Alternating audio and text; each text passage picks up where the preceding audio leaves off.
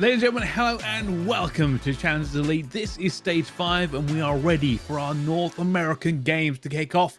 My name is, of course, Bryce. Joining me here for this one, Tan and Ellen. Ellen, how are you? I am fantastic, Brycey. I'm so excited to get into these games tonight. Just looking at the standings and seeing all these like 3-4-way ties, I'm just super excited to get into the games today. Yeah, me too. And we can take a look at that now, of course. Leading the pack, Lore Gaming and UYU. Currently both undefeated here. Slight map difference, giving Lore Gaming the win at this point. But you are correct. A lot of ties going on. Currently, 4 teams, 2-2. Built by gamers Jabberwockies, Team Canada, and No One Shoots Back. All looking to obviously improve on that record today. Also looking for a win at the bottom, UT Crew and Trash Bros. Ton. What do you think of the standings as they are so far? I think that NA challenges makes no sense to me whatsoever at times, Pricey. That's what I think. I watched some of it last week, of course, as well, and then seeing like what happened last season, and it just kind of doesn't make much sense at times. It's like new teams come in, they do fantastic, and then next season they're 0-4. I don't know, Bryce. It just doesn't compute in my brain at times. But look, it makes it fun. It makes it interesting nonetheless. Hey, I will say, North American Challenge, consistently inconsistent.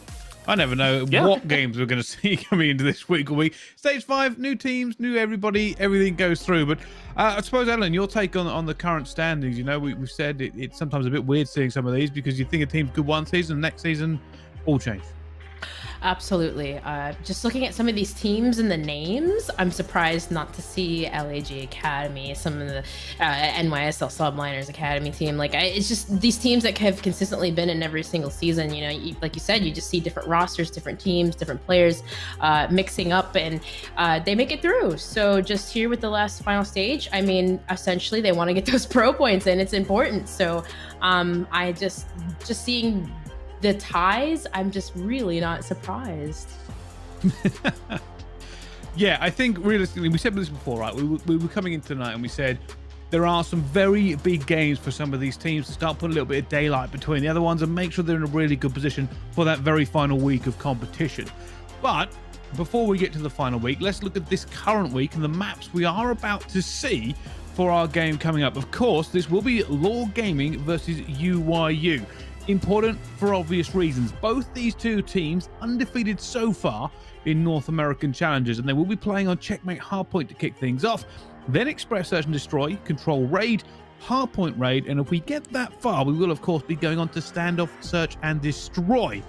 So, 2 flawless teams. Ton, which one are you favouring? I'm kind of going over towards Lore Gaming just because of the matchups that they've had seem maybe a little bit more difficult, and it seems as if they're getting over that hump. UIU are obviously a relatively new team in here, and I'd love to see Cruz do fantastically as pretty much the only representative from Australia across the whole of Elite Challengers, and it's nice to see somebody in there.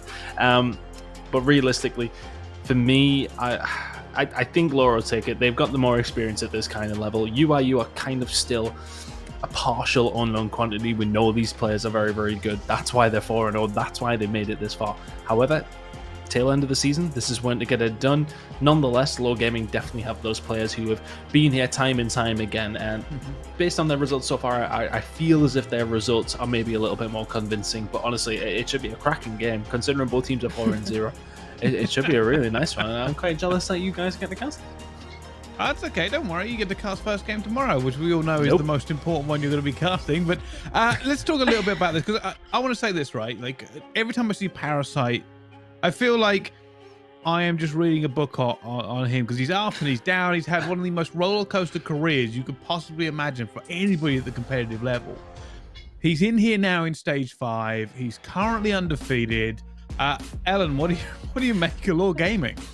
Anytime I see Chris, he's always doing some crazy stuff. I mean, the last time I seen him, what was it? It was at TMNT, I believe. So, I mean, I would like to see him maybe take a chip this time around, leading that team into victory and finally, getting his fair share of good luck, because you're right. I feel like it is an up and down story with him. One minute he's on a squad and they're doing really good, and the next minute, maybe next week they fall. So just with the start that they've had so far going into week 2, I'm hoping to see some consistency going in even to next week and hopefully in the playoffs.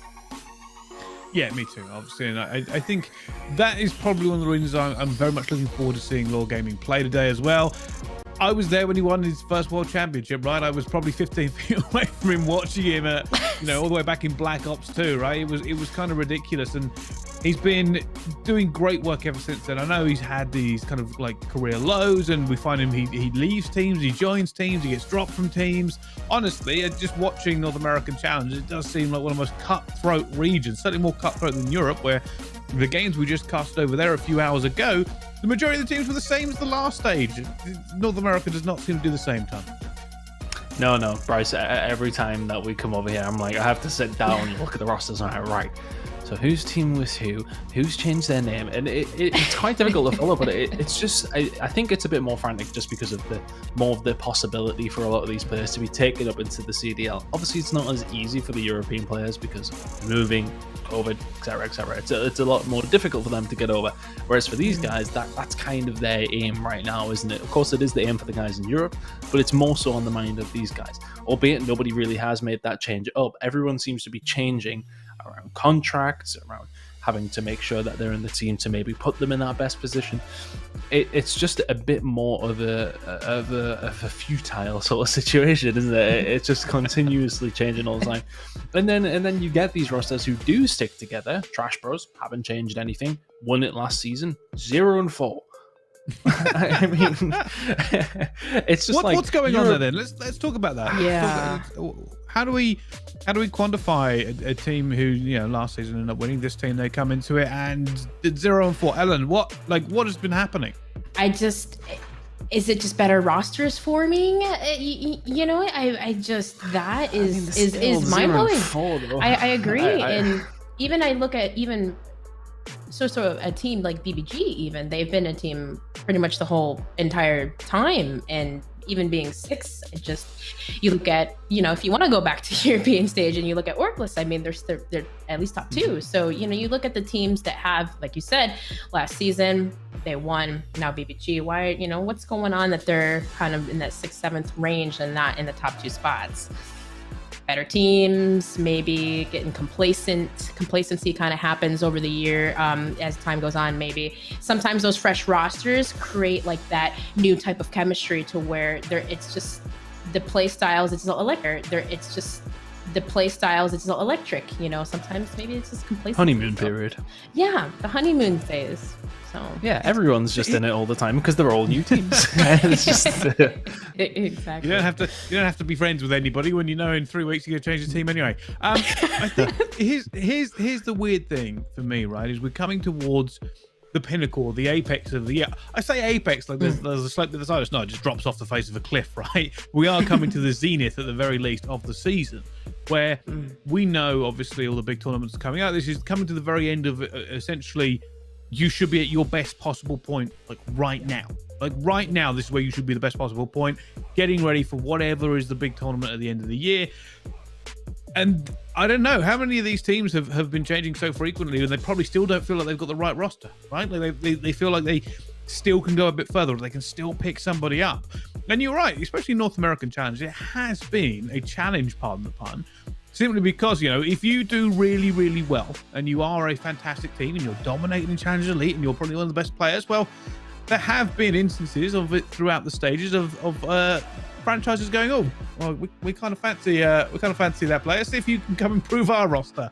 And then maybe it works out, maybe it doesn't. Some have come up, some have come back down, and then it's, they've not managed to do anything. I think people like Zed, great example, right? Like I think he's done very well in most of the teams he's been through. Got back into a franchise, got back out of a franchise, went into Elite, then didn't get back. Like it's insane.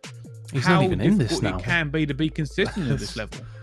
Yeah, it's just seeing players like Zed even miss out on rosters. I know there was a big change up towards the end, controversial just before a lot of controversial change ups. So Yeah, it's crazy to see how it does turn out every single season. It's kind of just like with Europe, you kind of know what you've got going on, and you can pretty much ascertain of how things are going to go. Outside of a couple of surprises here and there, but you know the rosters. They've been together for a while. You can look back and see their past achievements. You go through on the NA side of things, you're like, right, okay, what we got this week? Who's playing with who? That's kind of what it feels to me, at least, anyway. And it is probably just down to the ecosystem that we currently do have, where, as you mentioned, players are getting taken up. It kind of mixes with everything. Everyone starts changing rosters.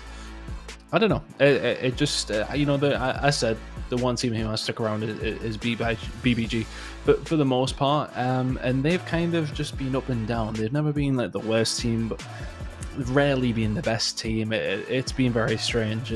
Yeah, look, it could be just constant honeymoon period. Everybody's just getting married every 4 weeks at this point, and just going along and then getting divorced, and then oh god, it's crazy. It's like a bad comedy. And then they get remarried. Yeah, Prenup. get married again. That's the issue. Like, an annulment.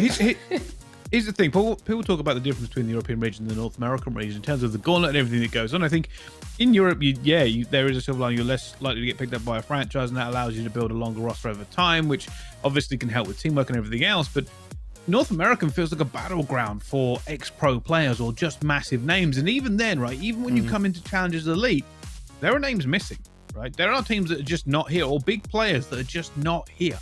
We're not able to re-qualify, or in the case of Zed, I'm using it as an example again because it's very easy to do so.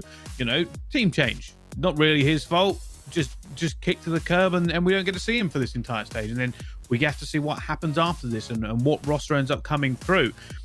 And I know it's easy for us to sit here and go, oh yeah, it's hard for us as commentators because it changes every single week, and we get to see them once a month essentially. But it's also got to be difficult for these players, right? Like, how are you going to form? Some of them have obviously formed team, bonds and duo ships and whatever. But essentially, you got to kind of pick a puzzle piece every so often. And go, well, can you fit back into our S&D setup? I had somebody who used to watch that cut for me, and now I've got to do that all over again. That strategy has to be relearned. That chemistry has to be redone.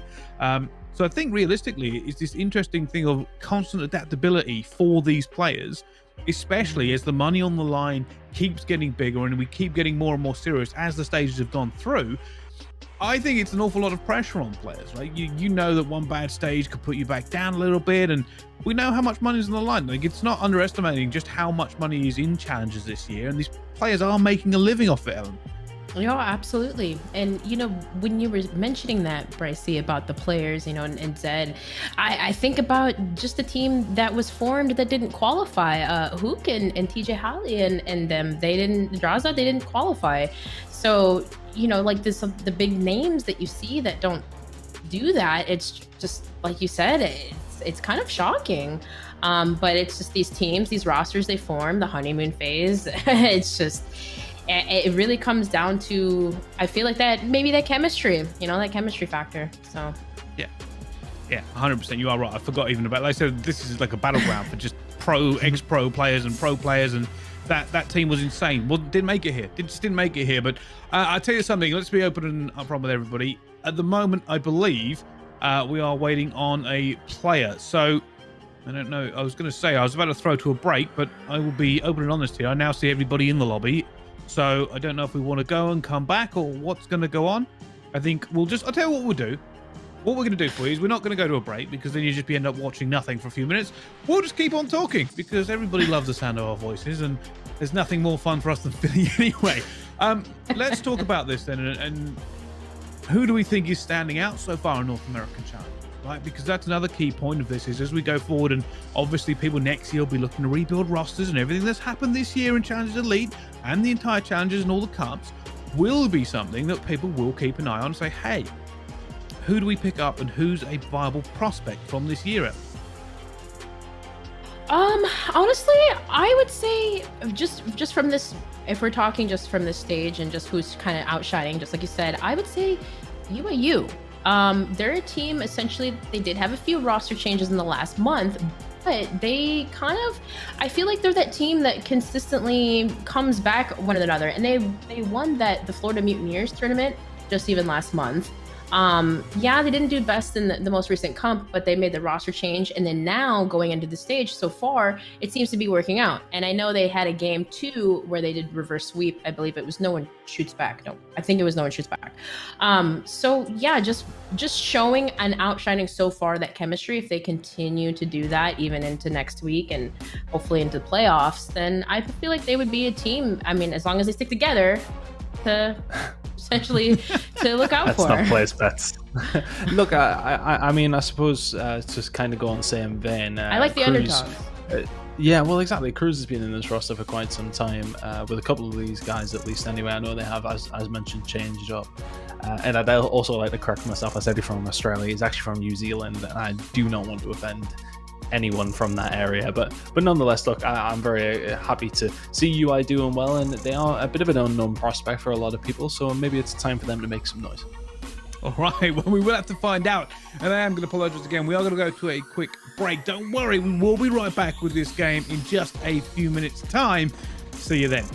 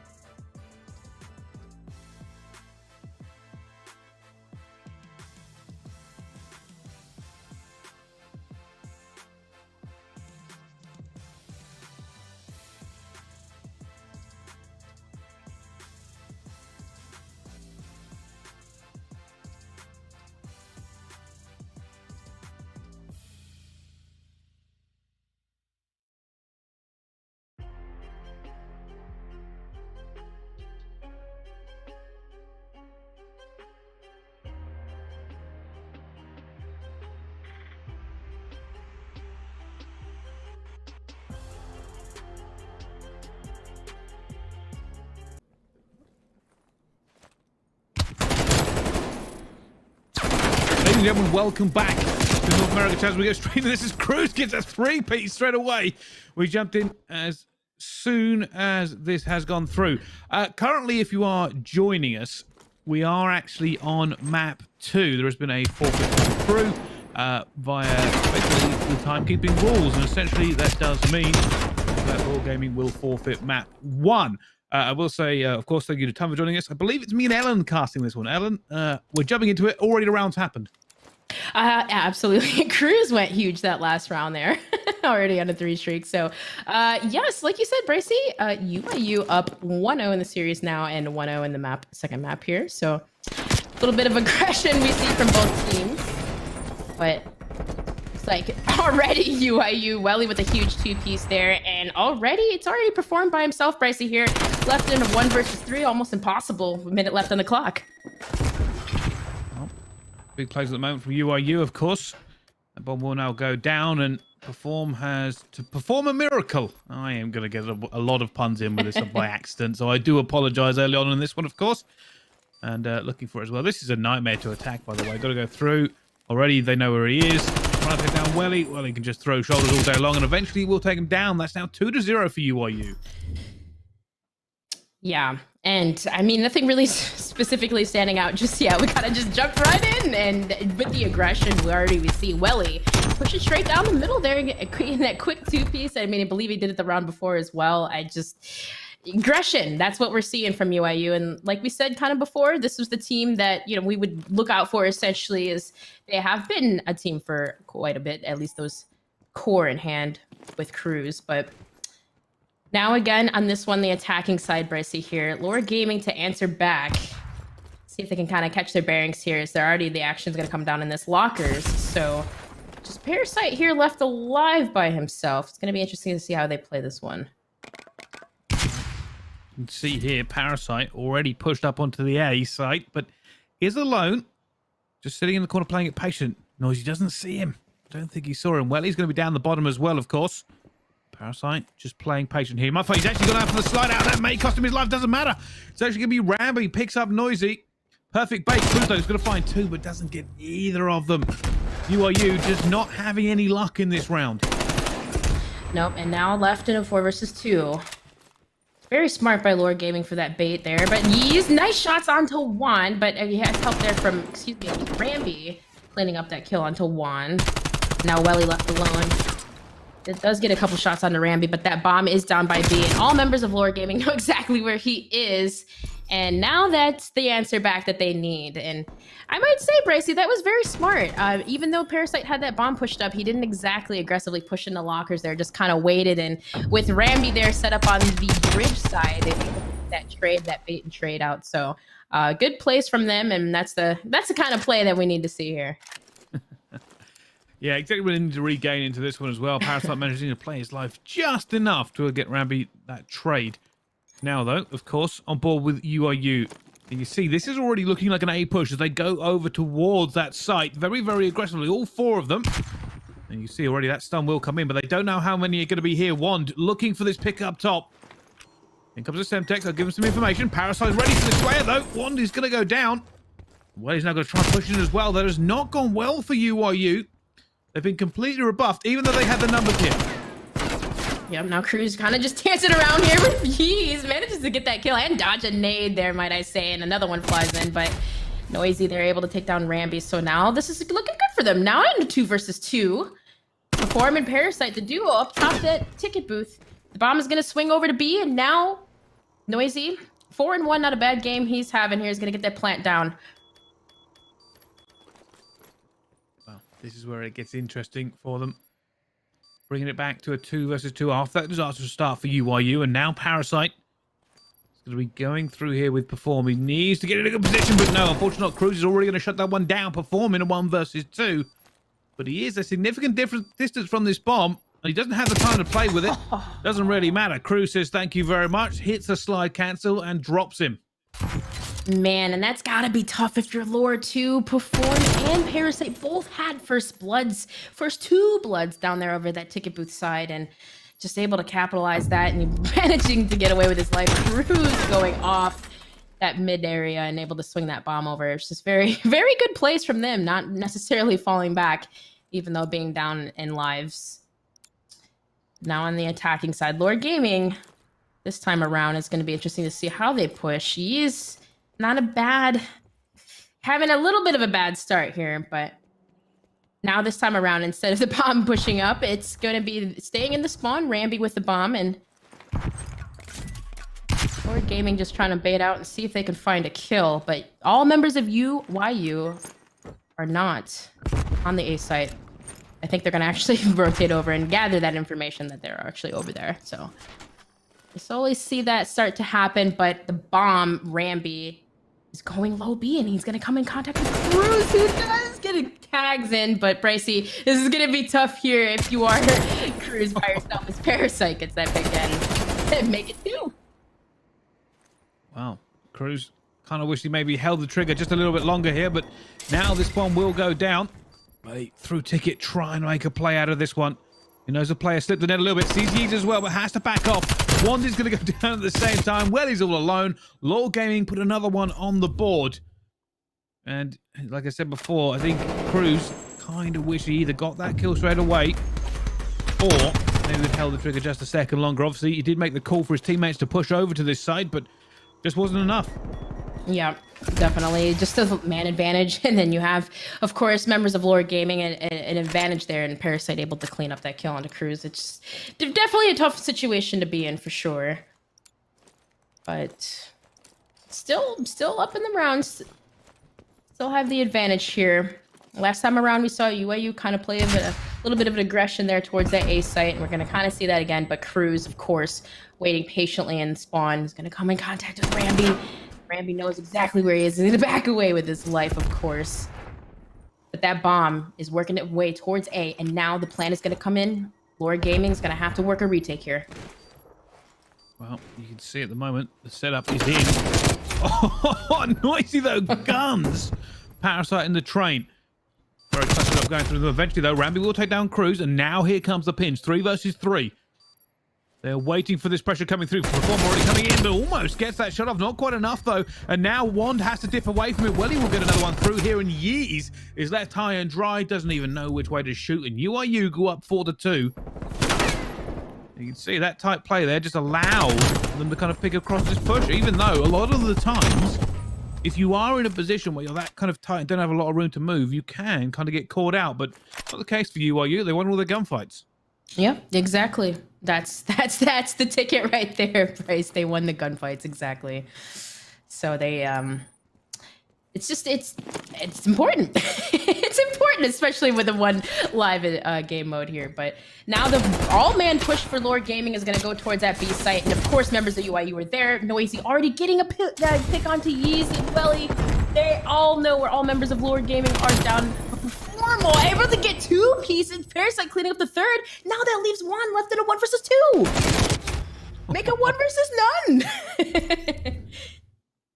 Well, that was a fast round that was. UIU. Yeah. That's what happens when you have that many players hitting this site here. It can get a little bit chaotic, but turns out they get it. And Parasite just ready here for 1, by the way. I don't think 1 would have got away with it, even if you gunned down Parasite, but Form was ready for that trade as well. Certainly not letting this one go, though. UIU still got 1 to the good, and they are now on the attack. See, key players for them. People like Noisy so far, 7-3. We're looking for this one. We'll take the bomb, and again, looking for an A push. They are leaving Cruz to sit around, keeping an eye on B. I don't think he's going to be making any noise here, but here comes the push. There is a lot of players about to go in through here. Rambi already taken down Noisy. That's a big pick for Lord Gaming. Yes, and that is bomb down as well for UIU. So now with Juan able to pick up that bomb, at least there's 2 members of Lord Gaming that are sitting on the A site, or excuse me, 1, and we're remaining at B. But it looks like here Perform might come in contact back with Cruz, so that's not a bad pickup there. So now it's left in a 4 versus 2, but that bomb still kind of figuring out which way to go. But he's able to take down Welly now. It leaves Juan in a 1 versus 4. Well, I don't think he can do anything here realistically. He would have to have some sort of divine intervention, but maybe just trying to stay alive, get an XC pick, do something like that. He's definitely not on the streaks, currently 1-4 himself, but oh my goodness. Okay. How on earth has he won before? When he's snapping like that on the player on bridge? I mean, it meant nothing, but at least it was a little bit entertaining. Maybe just a little bit of COD timing that he's getting there, because I mean that was a pretty good snap. I agree. How? But I just COD maybe, but either which way, it's close. It's close here, Brycey. So now on the attacking side, we saw, I believe, we saw a full man hit out to B, so we might see it this time and again. Mid 3v3, it's going down. Parasite and Perform already getting 2 down now.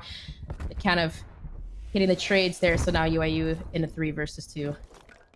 Oh, this is where they're going to try and figure this out. Realistically, a pick to bring this back to a 2v2 is their best case scenario. They've now got to figure out where they want to go. They don't have any map presence A, so they have no idea who is there currently, considering these two teams haven't fought for about 20 seconds.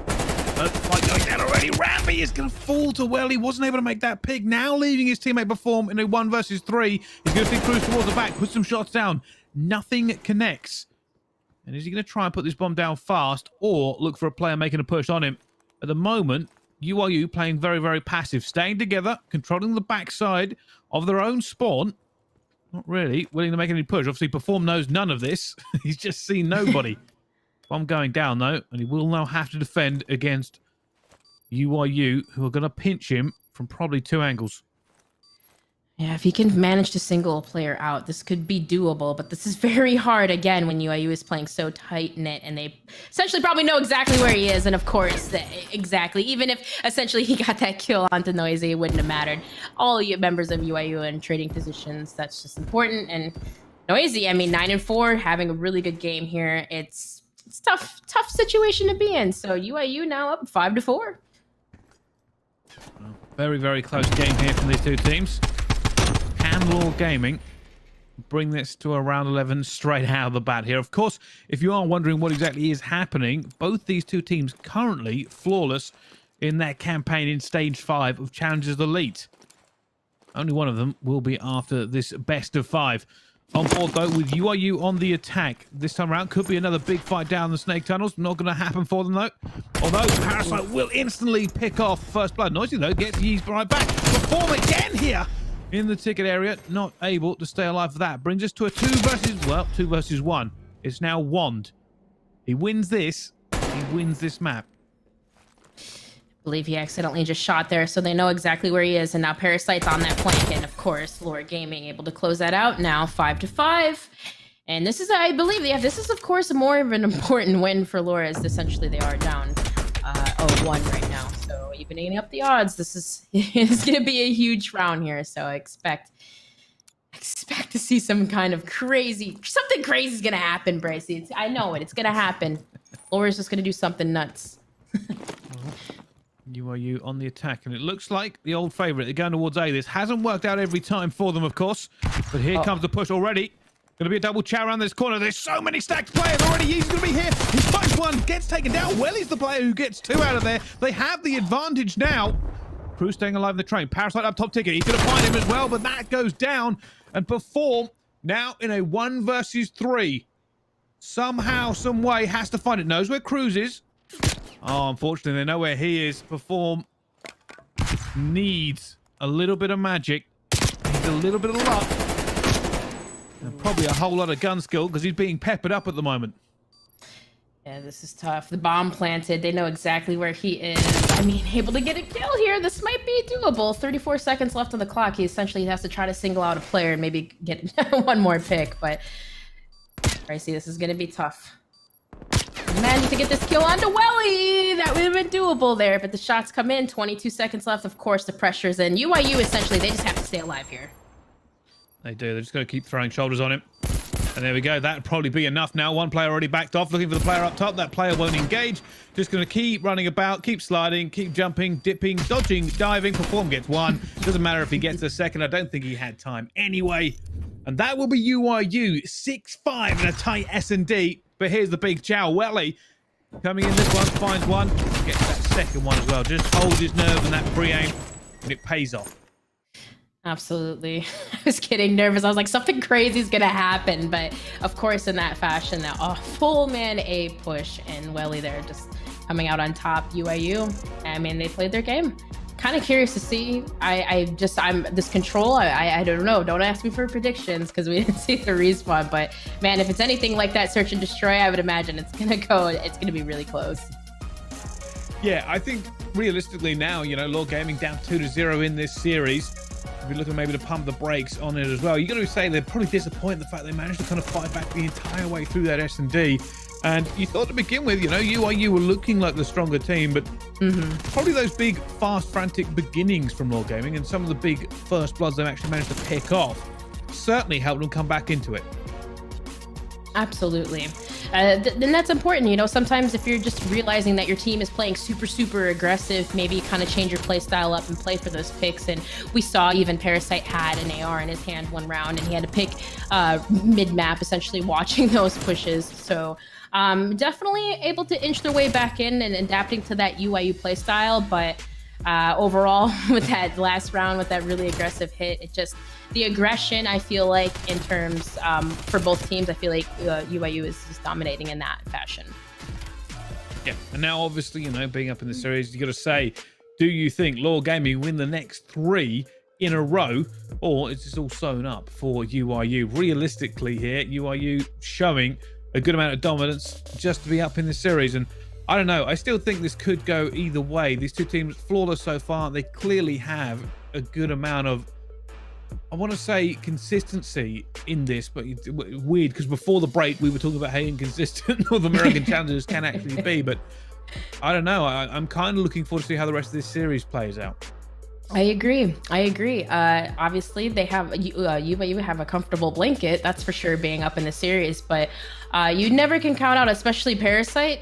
Can never count that man out, and especially with the squad. So I am very curious to see, just because essentially we didn't see the respawn here, how it would turn out here in the control. But I think it's gonna.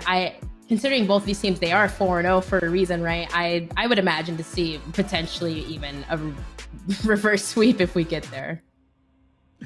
All right. Well, enough speculating. Let's get into this one and figure out how exactly this respawn is going to go. You are right. We didn't get to see the first respawn. It kind of threw me off for a second. There, I was like, I can't actually figure this one out, whether or not I should call it one way or the other. But we now can settle all of that anyway. We are going to go on board with Welly first of all from UIU. Best right for Zig. Was already picking up that first kill. And this is a good position for him. He's going to get gunned down. Parasite with the awareness. Oh, I like this from UIU. Essentially, Cruz gets double shots in the Parasite, and can he get Rambi? Rambi's left alone, but he gets the nade kill there, and he's able to pick up the 2. Able to open up that A site for them. But I like that from UIU. They played that middle map area very, very fast and electric, but not able to essentially close out the kills. As Lord Gaming able to get a couple of ticks onto this A site, probably get a capture there, and now they're going to work their way over towards that B site. But they have to worry about Wand, who is just absolutely being annoying and a thorn in their side in their face. But there you go, Rambi able to clear at least their base out now. We're going to slowly start to see those pushes over to B. Well, he's on a 3-figure at the moment. Didn't have a great start. Eventually will be taken down, though, and this is now the long haul for Lord Gaming. They have to break the ever-difficult B-side on Raid.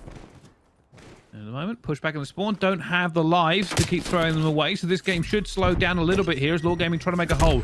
Parasite, first of all, has made a kill over towards Ring. They need to get a bit of mid-map control here, and you can see Wand ready for it. Finds Yeez, knows where Parasite is. Will eventually trade it out. Perform is there as well. And it's a decent position for Lord Gaming, but they need another wave of kills. Absolutely, and the most important thing too, they have to clear out the pool house. And Noisy, he's just being a nuisance, floating around between that pool area, and this will be his 3rd. This man is on a 5 streak right now, as we just saw the 3 kills and essentially in this round. But this pool control is very, very important, and essentially Lord Gaming don't have control over it. Noisy just kind of locking that down, but the mid-map push is coming through here now. So now hopefully if we see Lord Gaming able to maybe work that kitchen side, but all members all fall, as you have Welly just on the other side, opposition side, closing out that art side, and you have Noisy locking down the pool side. UIU is just making this look very easy, and again, 4 lives remaining. This is very difficult if you're Lord. And essentially, they just have to play perfectly, but this is just almost near impossible. Yeah, it doesn't seem like they're going to be able to get through this 2 versus 11. It will be one of the craziest things we've seen in Challenge Elite and probably all of Call of Duty. And that is the end. UIU doing more than enough to get their first round there on their defense. But the tables will turn, of course, and we'll see whether or not Raw Gaming can now punish them the same way. Yeah, absolutely. And I really feel like Bracey, it just came down to, I mean, there's some pressure, the aggression. Immediately off the break, we saw UIU just push immediately right through the middle. I don't believe Lore had any members mid-map. That's essentially why they were able to kind of work that split flank around through art side and immediately get the first picks. So you just constantly see UIU just pushing up and applying that pressure. So just going into the attacking side, I would expect to see that here, but hopefully Lore Gaming can kind of answer back in the same fashion. Well, I'm going to see exactly if that happens right now. There's a fight obviously going down on the A ring side, but that will be cleaned up as well. Big B push coming in here. Parasite's going to try and knock it down. Sees Wand. Does instantly pick up Noisy as well. Comes around, still trying to get him. Bit of pre-fire going through. However, Wand dances back. Finds one, finds two. Perform though, gets his own 2-piece. And we go back for a reset here. One player from UIU going to be sitting on this A ring. Already just trying to play his life. Doesn't have any reinforcements, so first tick would be a benefit here. Does eventually take down Rambi, but is traded in return. Yep, and then now Crew's able to rotate that over that A site. And you have, if you take a look at the B site, you have Welly who's making noise as well over here. So both sites essentially simultaneously being captured, but enough to get a couple of ticks over on that A point or working that second tick there as Noisy still on the point. But eventually you see Yee's being aggressive now, pushing up as we saw in the same fashion last round with UIU, getting aggressive and being in their base. Mid-map control is super important. As you see, Rambi just getting a huge 2-piece. And overall, just kills come in, still pushed up in their base as you see Yee's. UIU answering, floating through the middle. Gonna have to rotate over towards that B site. But again with the kills, Parasite with a huge 3. As we see, he gets 4. Now, that's gonna trap them in a very good position as UIU is gonna have to push out through that full side. At the moment, they're doing a good job of it. You can see here, UIU going to be trying to get this time in now as well. They've got 2 players on it.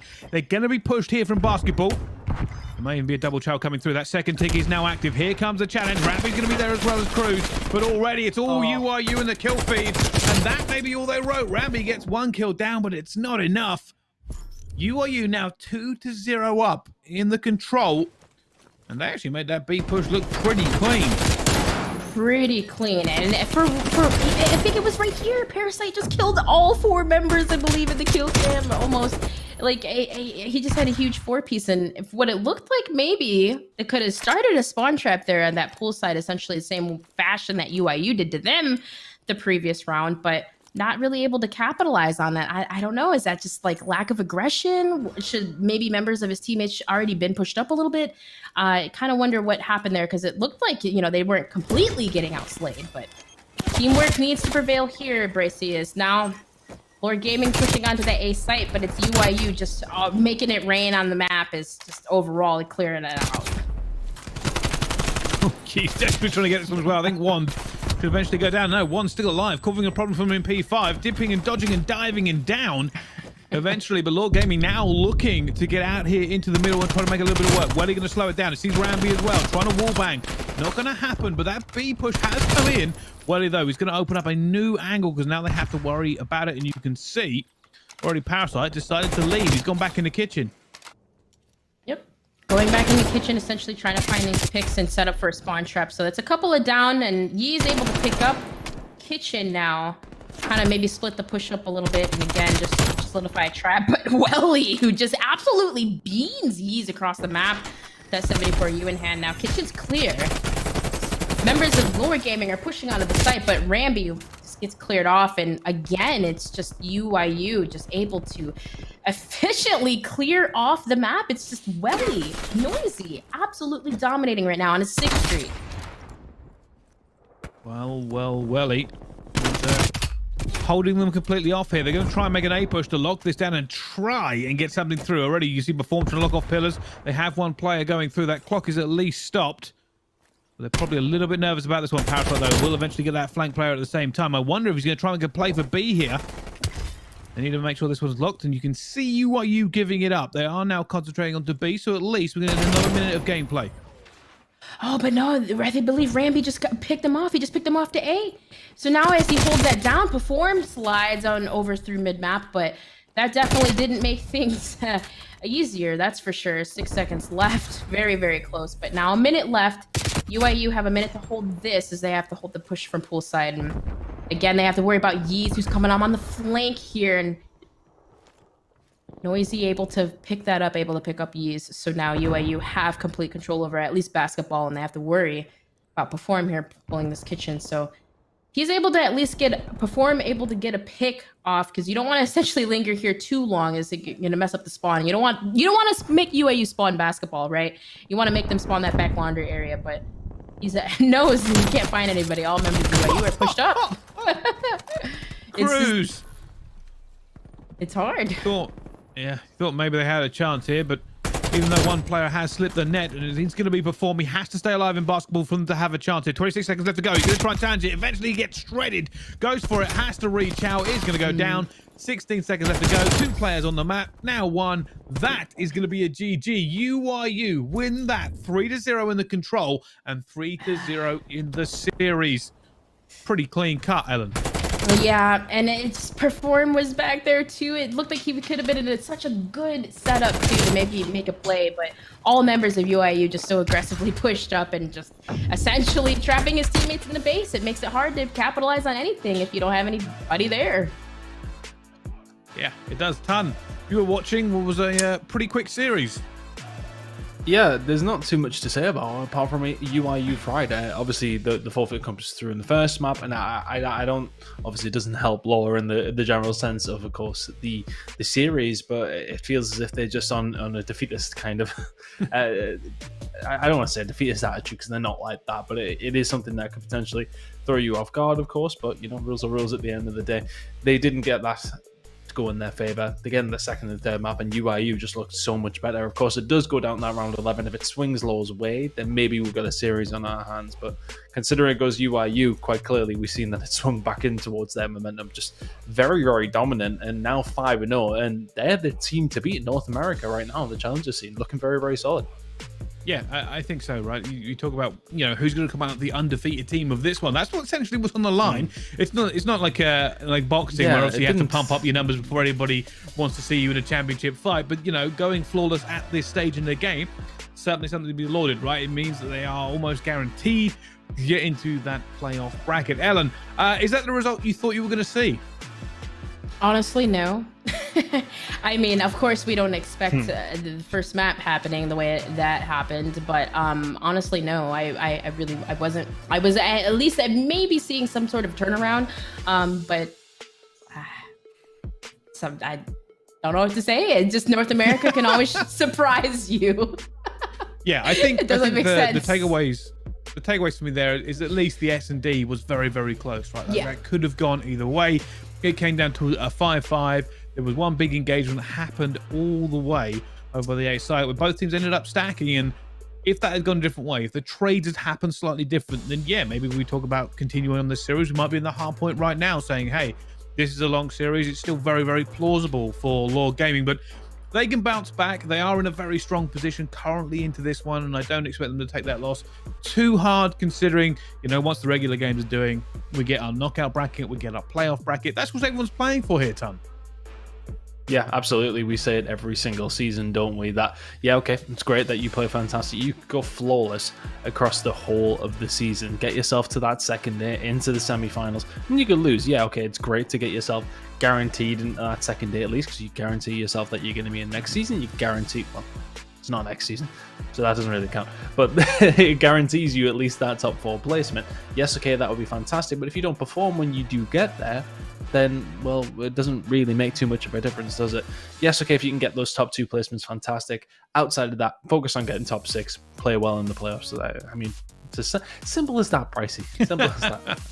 Yeah, it sounds pretty simple. A lot of people standing in the way of trying to make it happen for themselves, of course.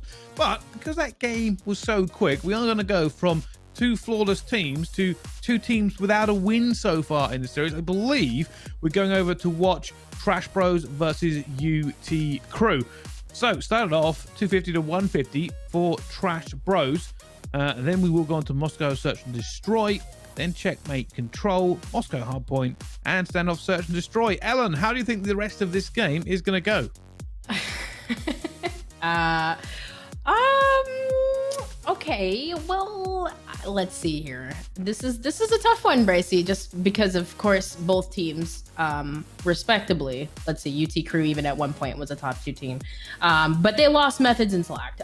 So essentially, I'm gonna say Trash Bros on this one just because they have a little bit more experience. They're already up in the series, and I mean, essentially, they have a little bit more experience together. They won last season, and I don't know. I think they'll take this. I think they'll take this, but of course you can never. You just never know, of course, because it's NA. And obviously the tie way is just insane between all of these rosters. But I'm gonna go with it. I'm going with it. That's it. Final answer. Punched it in. Tan, what about you? Do you agree? Yeah, I would agree. Trash Bros, they've had some difficult games, it has to be said. But closing out, I mean, losing to LoL, losing to BBG during last week. Now going into this one, this is when they do need to turn up. It's kind of doable for them to get out here. They should be able to beat UT Crew based on how UT Crew have been playing, and as I mentioned, having those roster turnarounds. But the thing is for them, they're then going to go up against No One Shoots Back, and then their final game will be against UIU. This is an absolute must-win for Trash Bros, and they need players, teams like BBG and teams like No One Shoots Back, to not win any more series. So they absolutely have to win it, as do UT Crew. I just don't see it happening. I think Trash Bros take this one. That looks like a pretty convincing game in game number 1, and well, who knows what's going on in game number 2, but we'll be jumping into number 3 ASAP. I feel like it's must win for these guys. I think they'll be able to do it. As Ellen said, when it comes down to the other side of UT Crew, they lose 2 crucial members in Select and Methods, of course, but nonetheless, it's still going to be an interesting one. But I do think Trash Bros take it.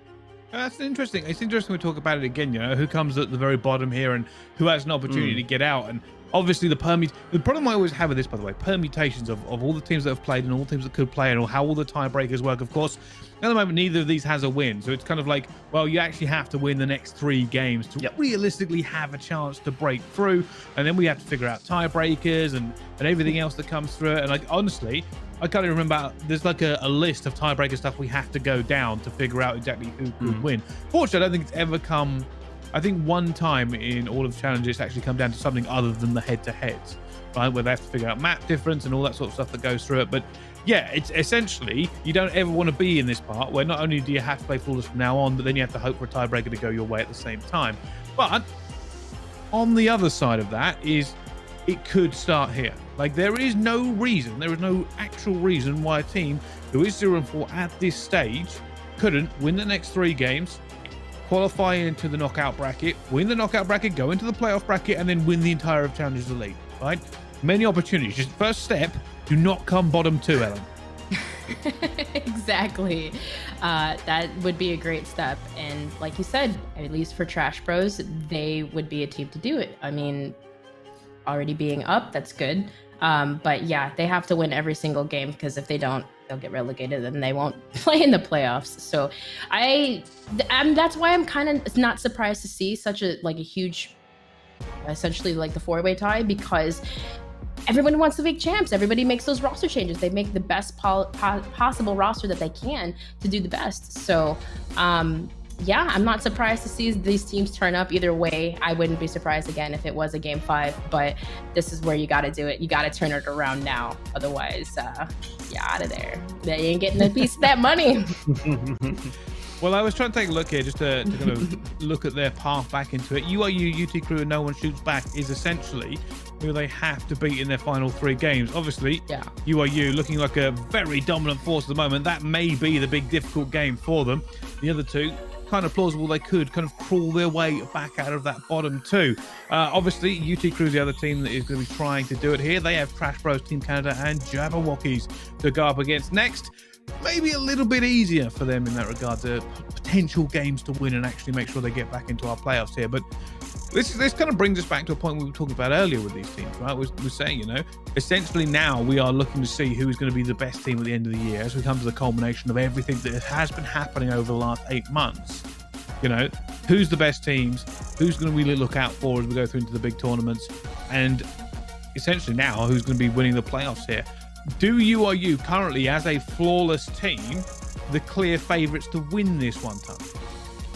I think it would be hard to argue against that, just in the sense of having a look at their record. I absolutely believe that them against Law would definitely be a more interesting matchup in another on another day, I should say. But UIU, 100%. I kind of get the vibes of like Amelia Strays. Like, you know, of some of the players they're coming on through.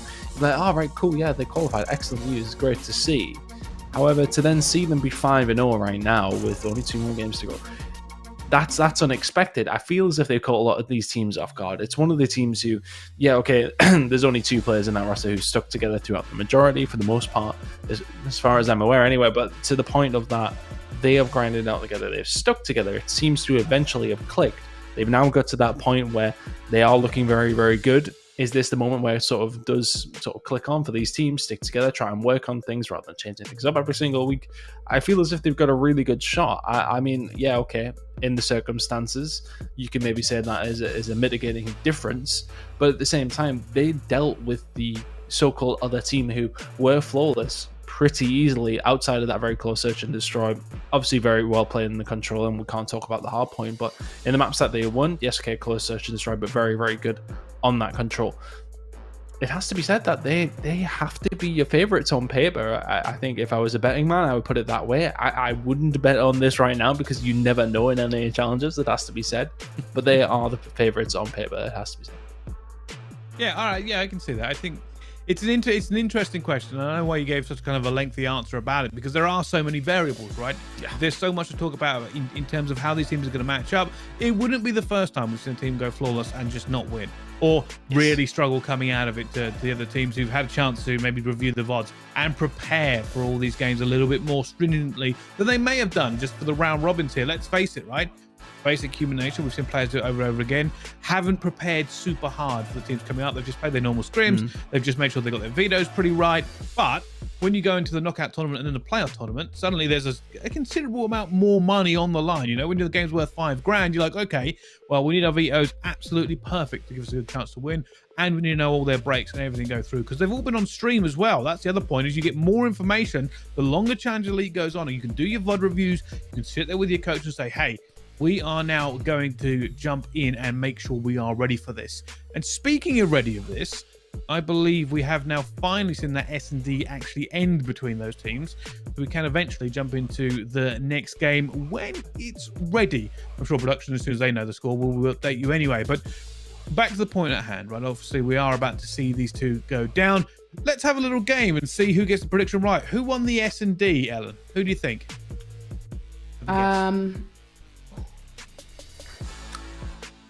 Trash Bros. Or you said that as they changed it on the settings. I know she's got Parsec open.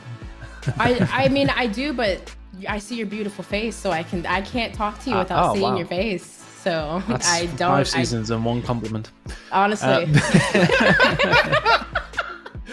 true. Clayton didn't just tell me at all, but I think Trash Bros won that. Oh, okay. So it will be 2-0 Trash Bros then, would it?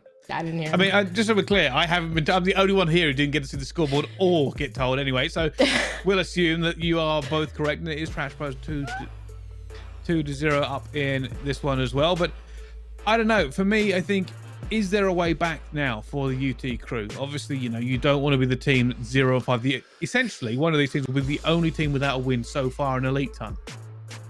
Yeah, that's hard to take, considering that UT Crew were top 4. Trash Bros obviously won it last time. Obviously, UT Crew are ones with a different roster. I think you can kind of forgive them to a certain degree. However, if you're Trash Bros, you have to be looking at this and thinking, why is this only our first win? Like, they went on to win it last time around. It has to be better. Even just a mediocre, like a 3-3 or something like that. Then you kind of take that. But to be sitting here at the bottom 0-4, this is your must win game, and then even then it's not guaranteed that you even make it out of the bottom 2. So look, they have to do it now, and they have to continue to do so throughout to try and put themselves in a good position when it does get the playoffs next week. Yeah, essentially, like you said, it is one of those ones where we've said it's a long road back, right? And I hate hypothesizing some of these, because you basically, like, in our heads, as we've done it for a long time, you write these teams off. You're like, well, if you can't win a game so far, then you're not really going to make the Cinderella story. It's very happen that a team turns it around from 1 week to the next week, right? Especially considering the rosters are currently locked. So you're not going to have a new honeymoon period. But there is always a possibility. You have to be realistic and say it could happen. Maybe they've just had some hard games. Maybe they've just had an off couple of weeks and they are still the best team in the game. If they can turn it around here and just get over that first hurdle, don't be bottom 2, get into the knockout brackets, they could turn it around.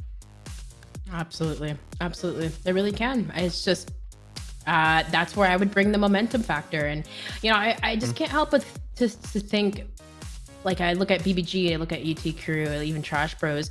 These new teams that formed have maybe just like the strategies and the play styles, are they just that different from what maybe that they're used to scrimming? Because, you know, essentially a lot of these players scrim each other every single day, right? It just kind of makes you wonder. And I don't play anymore or compete, so I don't know who's playing who, but I used to know.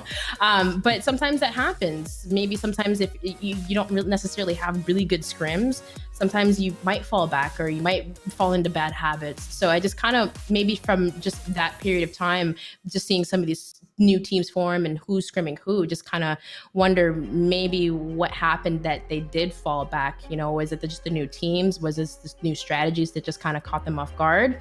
Or were they really just getting complacent? So yeah, with the pressure on the line, Brycey, maybe create a Cinderella story and turn it around, but you really do need to win every single game and it needs to be like perfect. Yeah, and here's the fact, right? Trash Bros will now be looking to make this a swift 3-0. They are about to go into the control. It is genuinely just about to start after a little bit of a delay. Don't worry, we try and get you as many games as possible. We know how much you love gameplay on here and don't like looking at us three. Let's face it, right? Like, you know, Whoa, I'm not the most attractive of people, but fortunately, I don't have to be because we are now into the game. Checkmate CDL Control, currently 2-0 for Trash Bros on this one, and I believe it's myself and Ellen commenting. So thank you to Ton. Let's get into this. Jumping on board with the UT Crew to begin with. Archives. Ooh, and then UT Crew, of course, on the aggression side. So Archives here, working this underneath plane. Kind of see where UT Crew works, but kind of I was like, okay, kind of dancing around everybody, but it was Trash Bros able to clean that up, and 2 members of UT Crew on that A site, but it's just Trash Bros who kind of capitalize and pinch, and now they can work this trap here in the corner. Spawn trap is Yuli, just waiting patiently for it to cut off the snake's head, as you will. Well, you can see now already. There's the first kill now, and he jumps up onto here. He should be able to see somebody come off a spawn, but he's not going to do that. Not confident because he doesn't have play control. Going to see Jimbo, though. You are right. He is being a massive pain. And he'll continue doing exactly this, because now I need to dig him out. You can see the rest of his teammates trying to get in position to lock it down. Yep, Apollo locking down that plane site. And the plane is so important, but he does manage to get taken out by Jimbo, who has a huge 2-piece, might I say. So that's very important to open up the map there. But he does get taken down and destroyed. I mean, Brycey, what a shot was that? Across the map with an AK, and he had a Krieg in hand. That can't happen. Really trying to stay alive here as well. He's potentially on for streaks if he can make it, but he's looking at the moment for phantoms. He knows this player is somewhere at the back there. They have called this out as a team. He's trying to figure it out. This isn't the greatest place for him to be, and though will eventually drop as well. Only 5 seconds left into this one. And try and make a move. Get this clock stopped just in time. 1 second left. Dives back onto it. Jimbo has to stay alive here. Jintroid will find him. That'll be Trash Bros taking round number 1. Oh, man, and in a very convincing fashion, too. But I just feel like there was a couple of times I felt that essentially Trash Bros, they could have been broken, but it just never really seemed like, you know, Jimbo was making a play in that plane, and it just really never seemed like they weren't exactly capitalizing on those kills. It just seemed like everybody was kind of single pushing left in like a hero play situation. So UT Crew kind of hopefully maybe work a little bit of better teamwork there to come back into this next round and hopefully get a little bit of map control. There's the AR is Dylan Rex. We need him definitely here to step it up. Well, let's see if they can turn this around here. UT Crew are the team essentially under the gun. They need this map. to get back into it. Unfortunately, Trash Bros are firing on all cylinders. Hollow getting another one into the plane. Plane control. Jintroid trying to get away from that one. Not going to be able to here, but now Mock going to try and get this first tick on the way here. Has a little bit of support. Already see them challenging. Reinforcements now coming through. They might even have numbers onto this one. They are going to stack it. That second tick will go through very, very quickly, but Jintroid kills Uli. Oh, man. And then you just have Hollow on the opposite side who's just being annoying in that plane, completely locking it down for his team. A huge play from Hollow. I was just kind of watching it there. He just kind of was just being a nuisance and locking, again, the plane down. It's so important for this map here, Brycey, and it just never really seems like UT Crew has control over the map. Is, again, even though it's getting team killed, just still slaying out, being aggressive, pushing up. And Hollow, I mean, at Mock, 11-4, 10-4, 9-3, Trash Bros. You see it all on the stat line, just completely slaying out the teammates and, slaying out UT Crew. And again, it's just getting the second tick here. It's just making it look very, very comfortable going against UT Crew here. Trash Bros just looking ever so strong. This is a little bit brutal. It's a little bit of a beating. That third tick is slowly but surely going up. Archives here going to try and make the play. Jumps down. Eventually gets Uli and finds Jintroid as well. Jimbo getting through to this one. They have managed to stop the bleeding here, Ellen, and it looks like they might be able to rebuff them for just a second. Just a second indeed, but again, it's Hollow already cleaning up those kills, and Jimbo, he's going to be left alone in a very tough situation as his teammate does go down, Dylan Rex, and again, it's just Trash Bros able to just get every single kill. Hollow getting killed with his pistol. It doesn't matter. Pistol, sub, AR, Krieg. He's just knocking him down. Dylan Rex able to have the last say to hopefully clear him off the point, but the live advantage for Trash Bros, 14-2 and zone captured. It doesn't matter.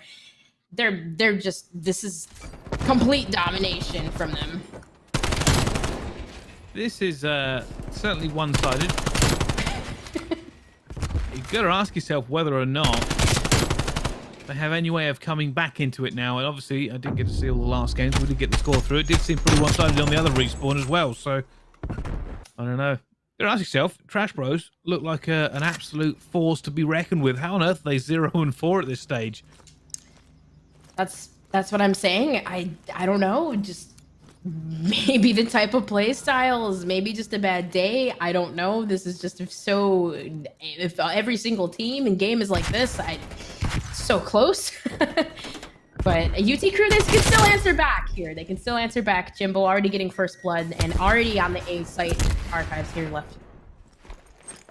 Only have to worry about Mock, so, but as I say that, Mock is just easily getting the kills and getting the trades. Jintroid there to clean up Archives, clearing off the A site.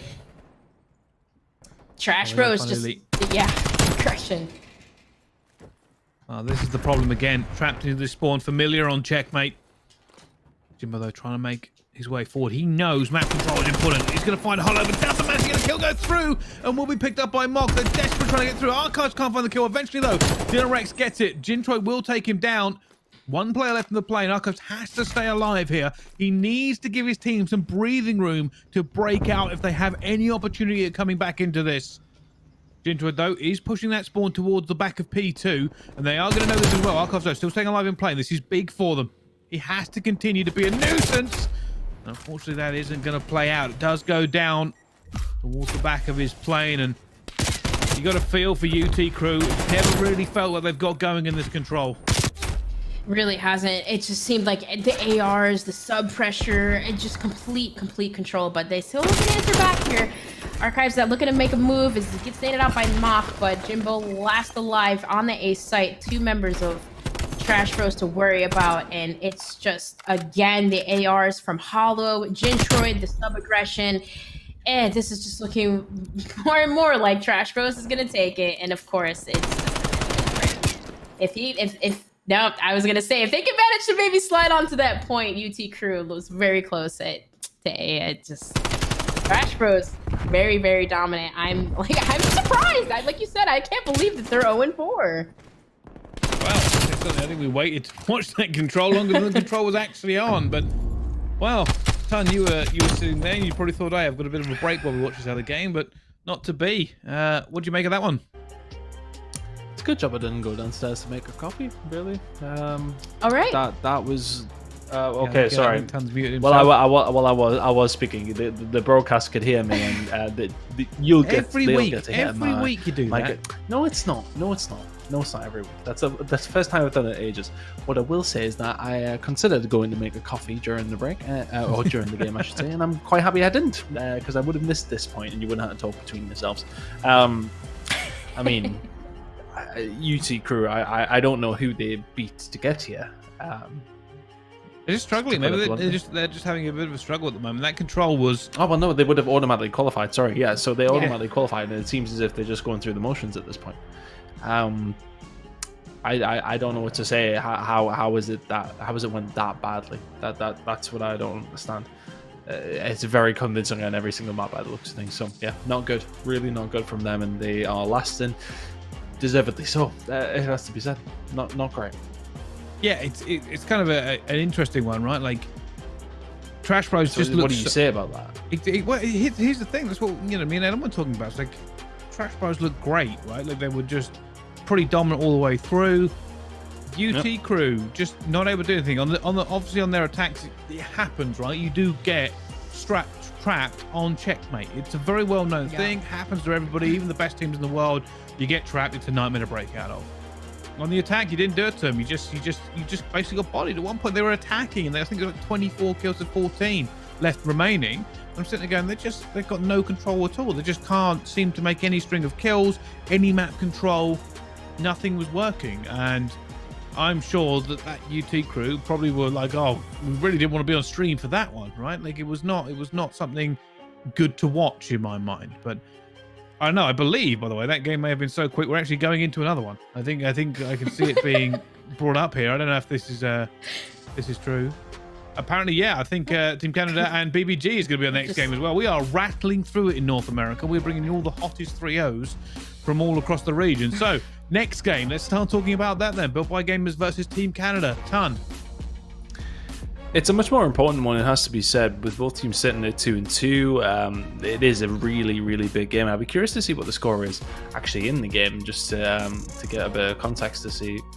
Okay, so BBG are up 2-1, so this is a big game. Team Canada, I'm just looking at their most recent game, so they beat Trash Bros, so that's already a good start. Lost to UIU, then lost to No One Shoots Back. So this is a super important game for them. No One Shoots Back. I'm curious how they're even 2-2. But actually, No One Shoots Back. The only teams they lost to is Law and UIU. So No One Shoots Back are looking good. They kind of need to keep up with them here to Team Canada. It's just a super important game across the grand scheme of things.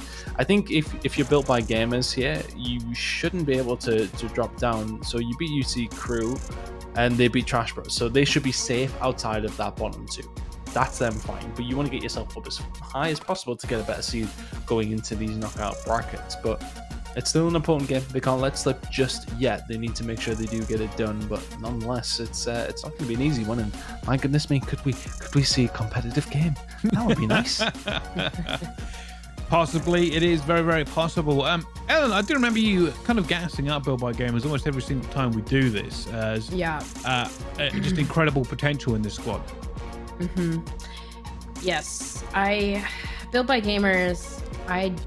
Now that we are in season 5, I feel like they should definitely be in a better position that they are in now, just because they have been a team for so long. This team is just so back and forth. You know, one minute you see them kind of doing really good, next minute they kind of fall off, and it just, the consistency isn't always there. So with just them them being such a team that's just so back and forth, I would like to see them win, but yeah, I don't know, Brycey. It's kind of bittersweet for me. Well, let's see how they perform this time around then. Me and Ellen taking this one. Tom is going to take another break, and we'll see whether or not he has the time to make a coffee for it. But on board with Team Canada instantly, going straight down. Something exotic though, coming back into this one again, and obviously we get to see these two wonderful teams throw down a respawn. Only 1 point so far on the board. Yeah, only one, but I mean, of course, it's only just begun here. But Team Canada, they have to worry about, of course, that spawn. As you can see, Dave actually got that back spawn, but Pentagram getting a huge kill on the back.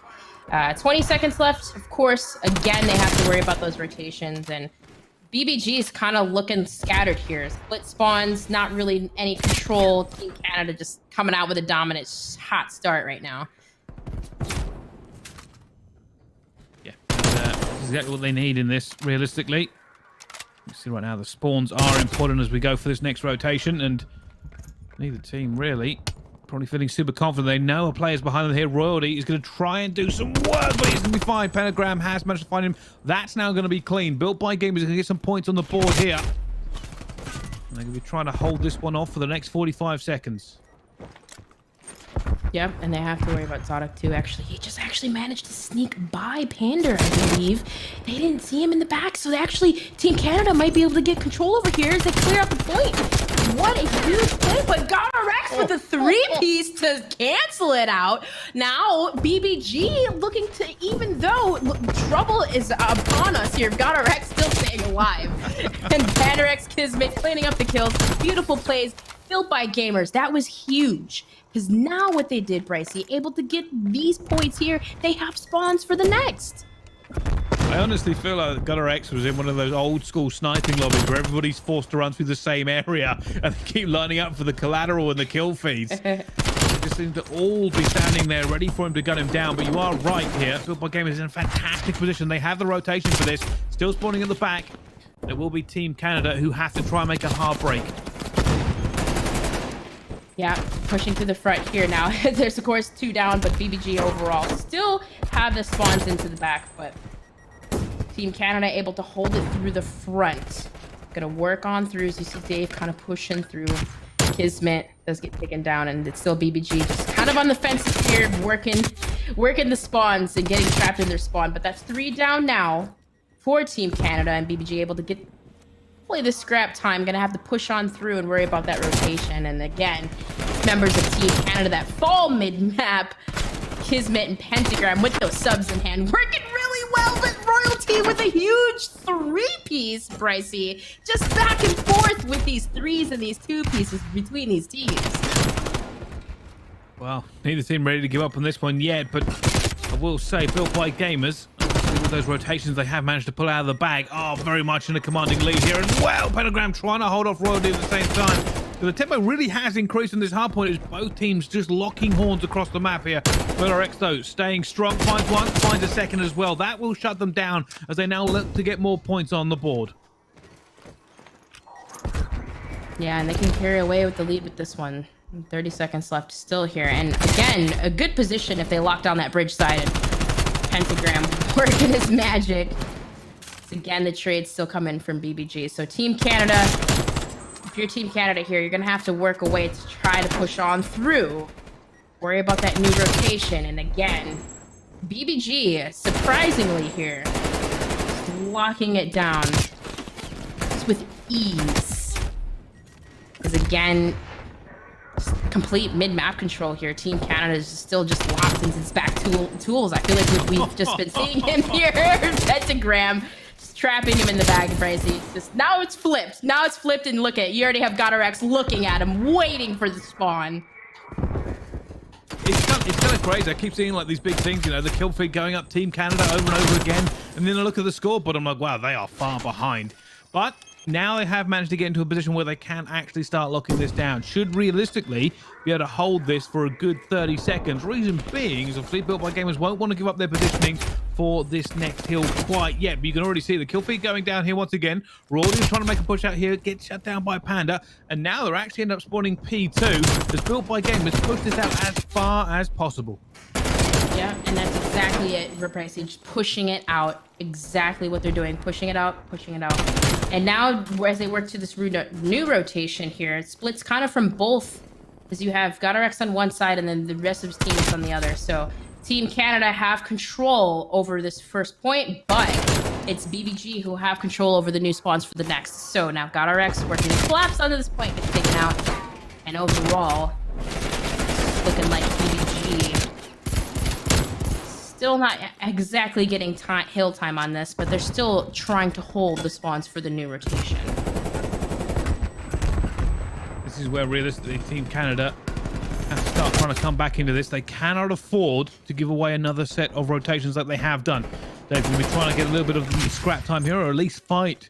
Built by Gamers off of it, because they don't have position either, and that's the problem for Team Canada. You know, this isn't worth fighting for scrap time, but they have to now fight their way through this hill to try and get to P2. We've got it, though. Eventually we'll get it. That's 10 seconds of scrap, but can they make this push? P2 is not an easy hill to break at the best of times. Yep, and that's already 2 down for Team Canada. That make it 3 now, and that's leaving Diamondcon left alone. Just waiting for his teammates. It's exactly what he needs to do. Just stay alive. You don't need to work the spawn yet. Wait for your teammates to get close, and that's exactly what it's going to happen. Push comes through. The BBG already set up, manages to take down 2. And again, now we have kind of a split spawn here coming from, Team Canada does have the back spawn. So BBG now fighting through the front. And once again, not a bad feat to happen.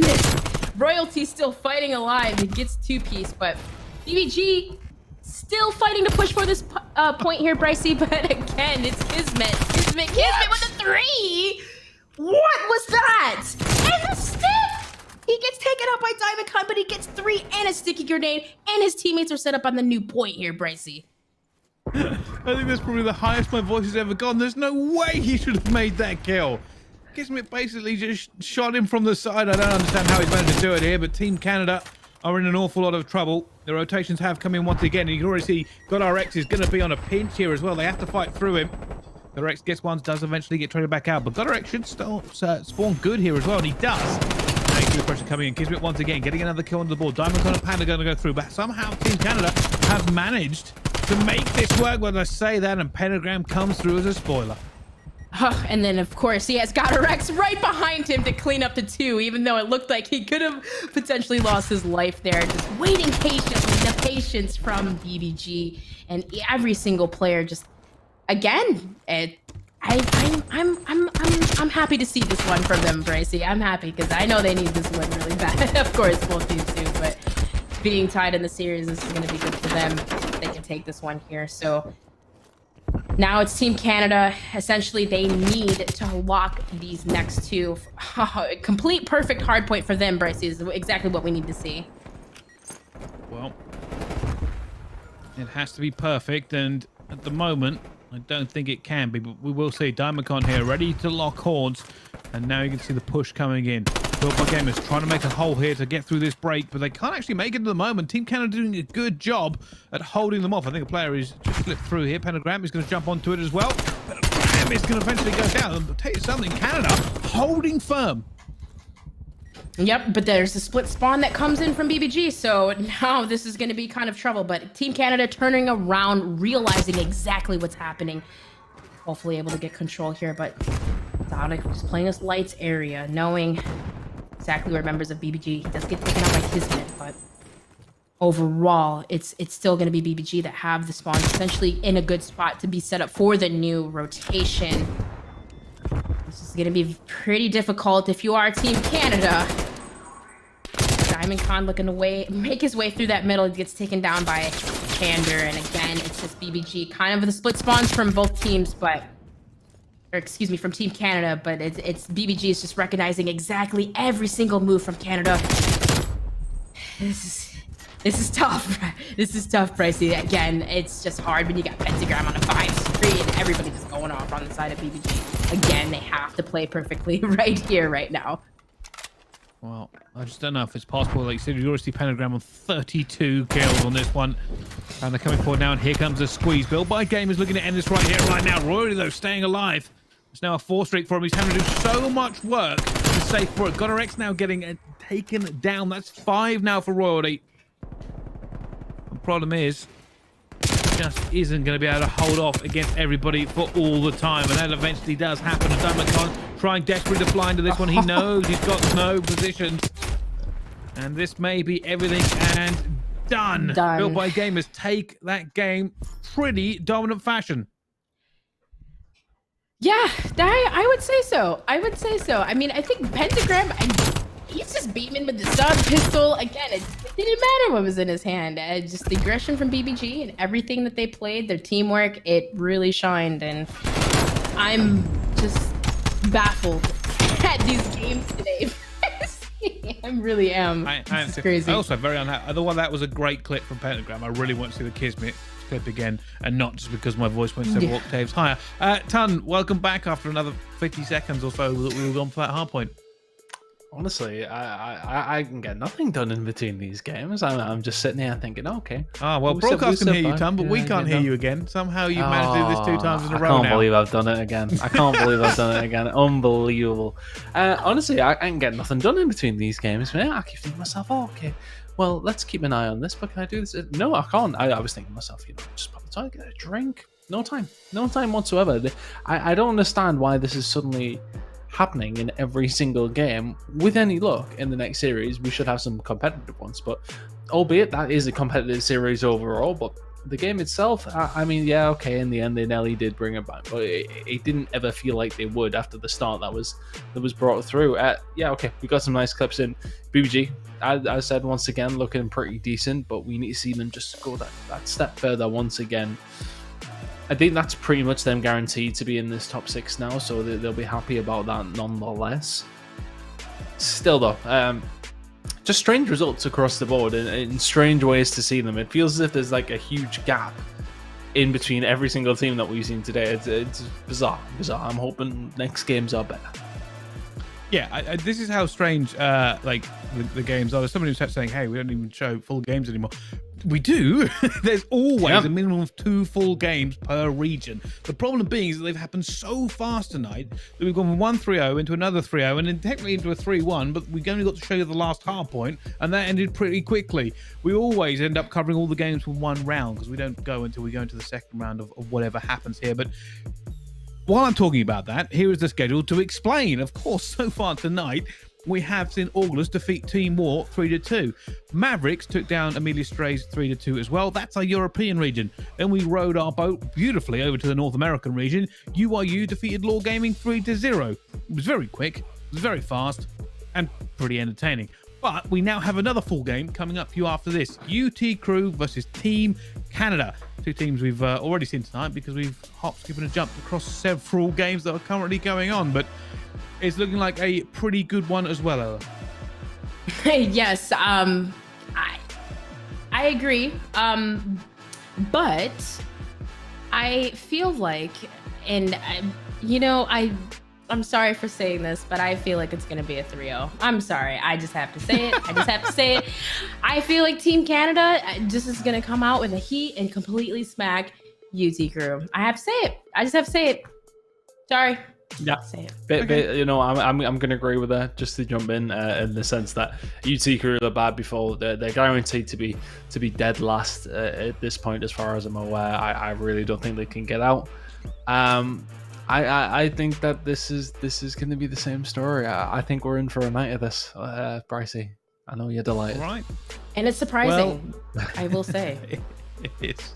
I tell you something, look, we can hypothesize how it's gone so far.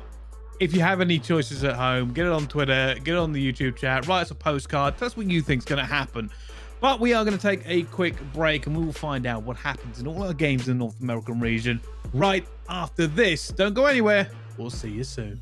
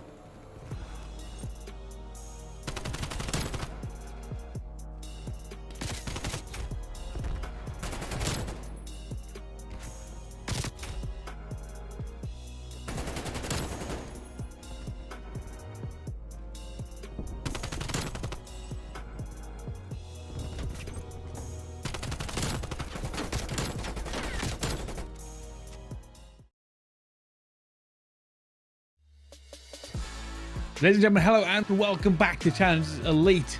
We are ready for our next game of the night, and it is currently, fingers crossed for all the casters, that it will be a little bit more competitive. So far, lots of one-sided games in North America, but we'll see how it all goes down. Of course, we will be watching UT Crew versus Team Canada. Garrison Hardpoint, then Standoff Search and Destroy, Raid Control, Apocalypse Hardpoint, and Moscow Search and Destroy. That's our map set. That's our teams. Ton, how do you think it's going to go? Well, based on UT Crew's previous series this evening, Brycey, there's a high chance I may fall asleep on broadcast if it goes that same way. Team Canada, look, they had a rougher series that previous time round, has to be said. However, UT Crew, we've really seen, and I mean seen absolutely nothing to convince me that they're going to even win a map here. Honestly, I'm not convinced that Team Canada may well just continue the trend of what we've seen this evening. If anybody from UT Crew is listening to this broadcast, although I doubt you will be, feel free to prove me wrong. But what we've seen in that previous series is not enough to show me that these guys are going to do much in this series, to be frank with you, Brycey. Well, that's a harsh criticism. Chris Tunn has said he might fall asleep during this broadcast, Ellen. What do you make of that? Well, I hope he doesn't fall asleep because I kind of need him, but I kind of agree with him. I agree with him there. UT Crew didn't have the best performance last game, and not to mention the record. You look at Team Canada and you look at who they played. They beat Jabberwockies. They beat Trash Bros, essentially the team that just beat UT Crew. The odds for this one, definitely for me, is going in favor for Team Canada. Now, of course, that can always change, but even so, UT Crew is just not looking too hot this season. Oh, I'll tell you something, UT Crew, I feel like this is their redemption. They're gonna come through. I'm just gonna change. I'm gonna ignore both of you. I'm gonna say that this is gonna be all UT Crew now. It's gonna be an ascended team. They're gonna be looking great on the map, dynamic, fast. Slick. I don't know what else I'm gonna say about them, but no, I understand. I understand where you're coming from. Like, this is essentially, you have to take into context what has been happening to them so far. They haven't really been able to chalk anything up on the board. They're currently now 0-5 in this one. Team Canada obviously have been having a better time. Right? Like, they're clearly at least a cut above one. Not a million miles out of their league. They are at least a better team coming into this one here, but yeah, I don't know. Are you feeling a blowout, or are you feeling somewhat of a competitive game, but still the Team Canada time? I think it'd be relatively competitive. Look, these two are at the lower end, I would say, but I mean, so are Trash Bros. Like, this is kind of, look, we were questioning whether Trash Bros should have been down there. They were saying to themselves, well, no, we shouldn't, but they're still going to struggle to make top 6. And now coming in against Team Canada, yes, okay, they just lost their first game, but they'll be coming in this full of confidence. Brycey, I'm thinking a comfortable 3-0. Oh, comfortable 3-0. Ellen, do you agree Not with a complete assessment blowout, of this game? just comfortable. It's just comfortable. I'm gonna say 3-1. I'm gonna say 3-1. Okay. Comfortable 3-1. I feel like our casters have made their minds up, but I suppose the proof really is in the pudding, of course. This game could go any way. Do you agree with our casters? Do you not agree with them? If you don't agree with them, well, feel free to complain to them on Twitter. They always appreciate that. Anyway, this game is ready to go. Team Canada versus the UT Crew. Over to our casters for this one, of course. Ton and Ellen, take it away. All right, Ellen, here we go. Okay, look, I'm very, very convinced that this is going to go better than the previous series, and people who are going to help us make this look so much better than what we've seen in our first games of the day here in North America. Shane and Kyle, of course, are observers for this game and for this show this whole day. So thank you to those guys. And honestly, I remember I used to have to observe and cast at the same time. It was very difficult, and they make it look very, very easy. So thank you to those guys. We couldn't do it without them. Anyway, into this one. UT Crew, I need to see so much more. Look, they've got good players on their team. We know what some of these guys can do. I just need to see more of it, Ellen. I need to see significantly more of it. 100%. These players, like you said, we do know what they can do, and we know what they're capable of, and it's just Man, it's just such a loss of just two strong players losing methods and Slack is really affecting them. So, right here, right now, they can make a play happen, but even having the spawns here for this next rotation, it's already Team Canada fighting their way through the front here. Ton is, again, team members of UT Crew just falling, and Team Canada knows exactly where they're spawning and just able to work their way from the front. Ton, this is interesting here because we don't normally see this. Yeah, this is one of those, if you can work this from the front, you're in the prime position to rotate over towards P3, I suppose. So every cloud has a silver lining for Team Canada in this case. Let's see if they can get it done. It was Canada Day the other day, wasn't it? Am I making that up? Yes, July 1st. Look at that, man. Yep. The North America... I've got it on lock these days. Anyway, nonetheless, Team Canada have picked up the majority of the time there on P2 and will, because of those front spawns, get that rotation over towards P3. 7-3 out of Diamond Con. A lot of people said that he felt that he was unjustly dropped from that NYSL roster, of course. And well, I suppose this is kind of the breeding ground for players to come in and prove themselves once again. How many times have we seen it? Players dropped in, they go back into challenges and struggle. Right now, Diamond Con not struggling right now. 9-3 out of him, Team Canada. Gonna stretch their legs just a little bit over towards P3 here. Yeah, and Team Canada playing this very so well, constantly just pushing that front pressure here. To go down for Team Canada is UT Crew kind of answering back. Dylan Rex, nice two-piece there, and hopefully can solidify the dodge and dip dash in those nades, but it's still Team Canada able to clear out the by that time. So now, even though Jimbo had a nice two-piece there, again, he's going to have to worry about that rotation over onto the new point. Is Team Canada just very, like you said, very comfortably kind of taking away with the lead here.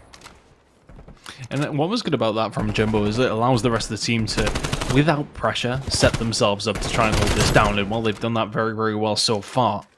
Kills coming on through, and no, that's just truly unfortunate, in all fairness. Those are rough scenes. Nonetheless, can Team Canada break through? Yes, they can. There's 3 kills, and now looking for that green control. You can see the spawn towards the back right, towards containers coming in for UT Crew. Team Canada happy to lock this one in here, Alan. Not quite got that bridge and green side control that you want, but nonetheless happy to defend it from the front. Absolutely, and it seems like with Team Canada, it seems like they're just constantly in the driving seat, whether it's the spawns, even if they don't have the spawns. They're still getting the kills. They're still essentially playing from that specific spawn point. So even on the rotations and certain map controls in certain areas, it's just Team Canada overall flourishing in that manner. So now, as you see, even on that early rotation getting set up, you saw Zodic work his way all the way around that P2 side. So now they can control the rotation here, but UT Crew can still answer back now that they flipped the spawns out. But again, it's just Team Canada just always so easy to recognize that, and even Diamond Con just slaying out 16-8, having a wonderful game. Yeah, really is putting on a dominant AR performance. UT Crew over these last 2 hills have really not had a sniff. 17-8 now from Diamond, likely to be 18. There you go. Jimbo, Dylan, both lining up for him, but the spawn towards green is actually going to allow Archives to find a couple of kills, and now what can he get going with this one? It's just, it's not insurmountable of a lead. It's just worrying for UT Crew, isn't it? When these rotations have come in for Team Canada, when they have been able to lock those in, UT Crew just not being able to get near. Absolutely. Seems that way, doesn't it? It really does. And Team Canada, too, in terms of just slaying. They're just flourishing in that department. And Diamond Con, again, he's just making this map his playground completely, just pushing out, slaying out the sub, Krieg. It doesn't matter. He's doing it all. And Team Canada, just overall, spawn manipulation is just looking so well. And realistically, Ton, they're just walking away with it. They're really just walking away with it. UT Crew just really doesn't seem like they can't get anything going. Anything at all. Diamond Con bringing out the spots, of course. 21-10 from him. 13-7 from Dav, I mean, what do you say about this UT crew? This rotation. This needs to be the beginning of the comeback. And it's just so strange to me because I look at Jimbo, Phantom, Dylan, Rex, Arcus. You've seen all of these guys in Challengers Elite over the season. How can this be happening to them? I mean, are they speaking to each other? I don't know, man. I don't know. This rotation over towards P2 that they did have has, unsurprisingly, been lost. Yep. Yeah, that's tough. They had the rotations, they're just not winning the gunfights. It seems like Jimbo is really the only one that's kind of doing anything or somewhat being a little bit of a thorn, but he never has his teammates there to back him up. And just again, clean sweep wipe for Team Canada as they're just easily stealing the way with a lead here on this one. So if you're UT crew, this is tough. You really just need to play perfect hardpoint from here on out, but it's almost as impossible when you got Zodic pushing out just as aggressive as that. And again, it's so tough. It's so tough. Well, the rotation is going to be won by UT crew, but the question is, can they keep a hold of this here? Team Canada 15 away as we head over towards the second rotation, third hill. Oh, Diamond. and what is unfortunate to see Diamondcon spawn all the way back there. He's not going to be able to get anything out of it, but what can the rest of the team do with this rotation? Exotic finds one, Jimbo trades it out. Down once again, finding more. Here comes Diamondcon as well, but look at them all just continuously line up. UC Crew still spawning back here, so they do have a chance, but Diamondcon, I mean, it's just an absolute clinic from him. There's an AR on Garrison. They cleaned out the back. There's the points going to start coming in. 8 seconds away. UT Crew, I don't think they've got the legs on them to get there in time. 250 to 89. Well, Hard one to bear if you're UT Crew, that has to be said. Indeed. And it really just, ton for that. It just really seems like Team Canada's ARs completely had control. Oh, completely dominant. have control. Dominant control. And on the side of UT Crew, they really couldn't get anything going because of that. The subs couldn't, the ARs couldn't. No map pressure, no map control, no rotations were being won. It's gonna be tough. I just feel like our predictions, I mean, it might come to life a little bit. Comfortable. That was the definition of comfortable in Canada. Yeah, look, it was very, very comfortable, that one, wasn't it? When I say comfortable, I always think to myself like a 250 to 150. That's kind of like what I would ascertain that to be a comfortable game. This one was very comfy. This was cozy, if anything. Cozy. Yeah, that's a good way to put it. But very, very well played from the side of Team Canada. Look, the ARs were fantastic throughout that. Diamondcon had an absolute stormer of a game, and putting sort of more examples in there as to why a lot of people are saying that he does still, or did still deserve to be in that NYSL roster. It was unfortunate the fact that a man called Hydra existed and jumped into that spot, so to speak, in a way. But nonetheless, look, it's one of those things that he's down here playing well, and I think that's one thing that we've kind of not overlooked, but some of these players who have come up from the ranks of Challengers into that team and then drop back down, they have to come back and improve themselves once again. Look, we've seen multiple players who have been well-established pros sometimes struggle when it has come down to Challengers. In Europe, I immediately, and this is nothing on them, it just shows how much of a passion pit it is. I immediately in Europe think of Zero. I immediately in North America think Slack, Methods. These guys have come in and have struggled. It's a different kind of grind. It's a different kind of game that you come into here.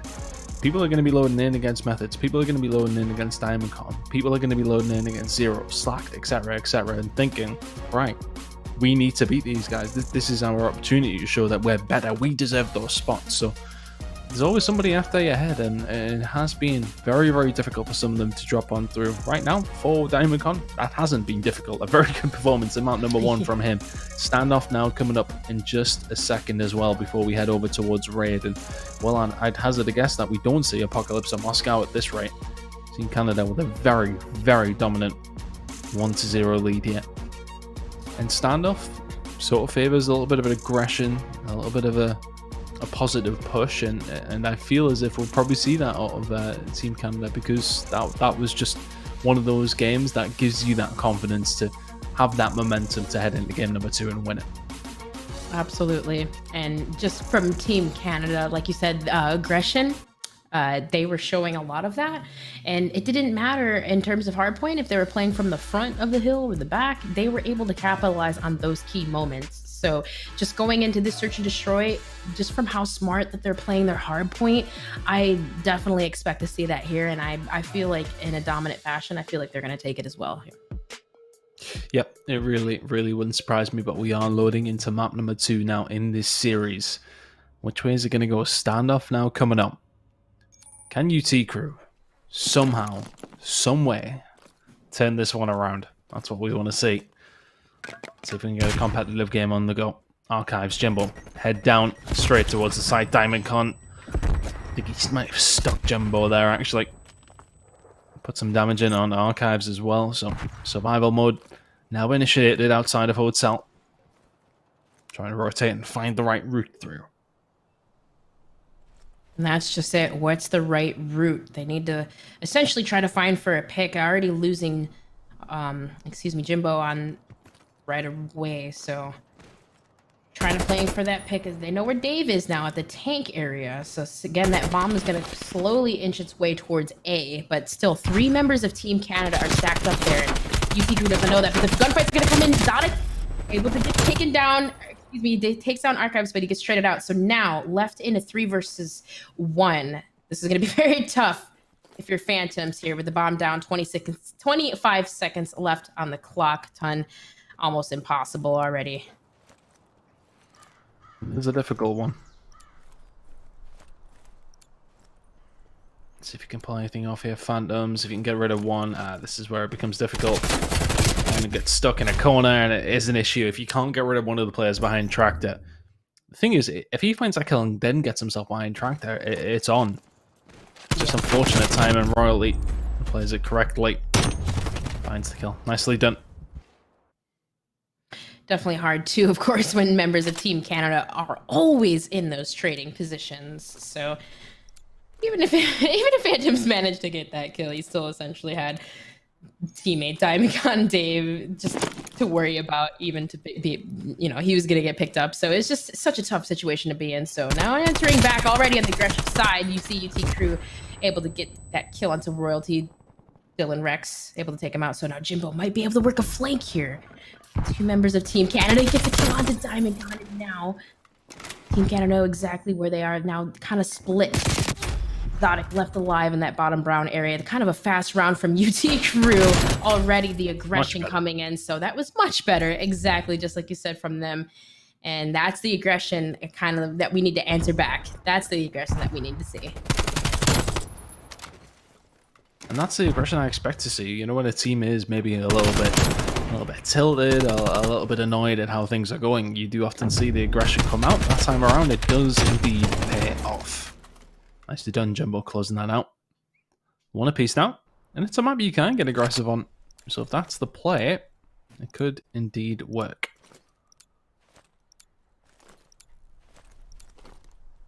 Last time around, we saw very fast aggression towards B site, and it was stopped by a nade from Diamondcon. So now this time, looks like now the aggression is going to work towards A site. So now action's going to come in, nades flying in, but you got the trophies there. 3 members of Team Canada away. Jimbo just ducking, diving, looking at these corners, able to get that kill on the Zodic. Now gets the second. No, he does not. Royalty takes him out. So that's 2 down over at the A site. The bomb is down, and now Diamondcon dancing around the fountain side. Dylan Rex able to take him out. Left in the 2 versus 2. This is going to be close. Royalty tags up Dylan now, and now it's Phantoms left at a 1 versus 2. And they know exactly where both teammates are. This is going to be tough. It is tough. Royalty always going to hold that angle, always going to win the gunfight. Team Canada get another round. Nicely done, though. Just sort of fight their way out of here, don't they? Yeah, and that was, oh man, that was so fast placed from Jimbo. It looked like the trades and the gunfights came in, but it was overall, it was Team Canada that were just able to win and solidify at A site. That's tough. It looked like it looked like it was gonna happen there for Jimbo. It really did. He just had that first opening pick, and that's just such a hard position if you don't win those gunfights. But Team Canada, as they have been playing so consistently with those trades. Grenade's going to go out towards Dylan. He's in a dangerous spot. Nicely coordinated by Team Canada. Well played. They can extend away a couple of rounds here. Puts them in a really, really nice spot in this series, doesn't it? Rotation back over towards A. Going to start coming in, or is it? The old bait and switch. Still one player over there, just trying to make some noise. Really, really nice shots. Phantoms gets taken down. Archives gets caught with his pants down. Oh my goodness me, Team Canada. I don't think I've seen them lose a gunfight that round. I don't think so either. that was again, it's just the beams from every single player on Team Canada is just insane. Whew. That's tough. Can't lose that. Can't lose that. UT Crew, I mean, No. Phantoms 03, Archives 04. It's gotta step it up just a little bit. Just a little bit. I don't know what you gotta do, but just figure out a way. We might see another aggression A. This time a little bit of split up here. Yeah, not much coordination. We can already see Jimbo goes for the peek in the middle. Jimbo now. Oh, he's going to check this. Knows there's a trophy there. Royalty will win the gunfight, but how does things transpire after this one? Phantom's looking to try and get involved. He will fall also. So Dylan Rex now. All alone as he's been spotted. No, he is very much dead now. Team Canada 4-1. Looking good here, Ellen. Our prediction is going strong here. Yeah, I agree. It's just trades, teamwork from Team Canada. The gunfights are just being won.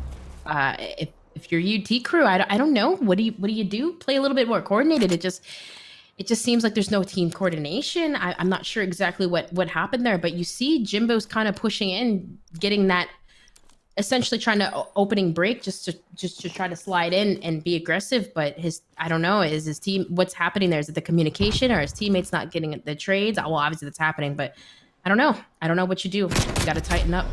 But already, Team Canada already have first blood. Jimbo already down with that aggression, and Archives now has 3 members of Team Canada to worry about, and it's just Zonic just winning the trades. 4 streak for him, 5 streak for Royalty, 2 for Diamond Con, ton, 4-1 for Canada. There's just, what do you do? Riding the wave of Canada Day right now.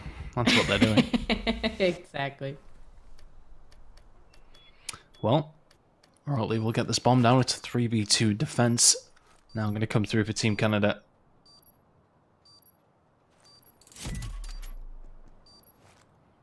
Phantoms now. Looking to try and find a pick, making this plausible. They need to get rid of Diamond Con, really. He is kind of the ace in the hole of Team Canada. Exotic's going to fall, though. Good shots from Phantoms. Can't quite find the second. And there come the trades. 5-1 now. Team Canada are strolling. It's a comfortable little stroll, this. Yeah. They're strolling right now. I mean, I wouldn't be surprised if they're actually having a Team Canada party, Team Canada, a Canada Day party right now. A Team Canada Day party. Yeah, that's exactly what's going on. I mean, it's, they're just easily walking away with this.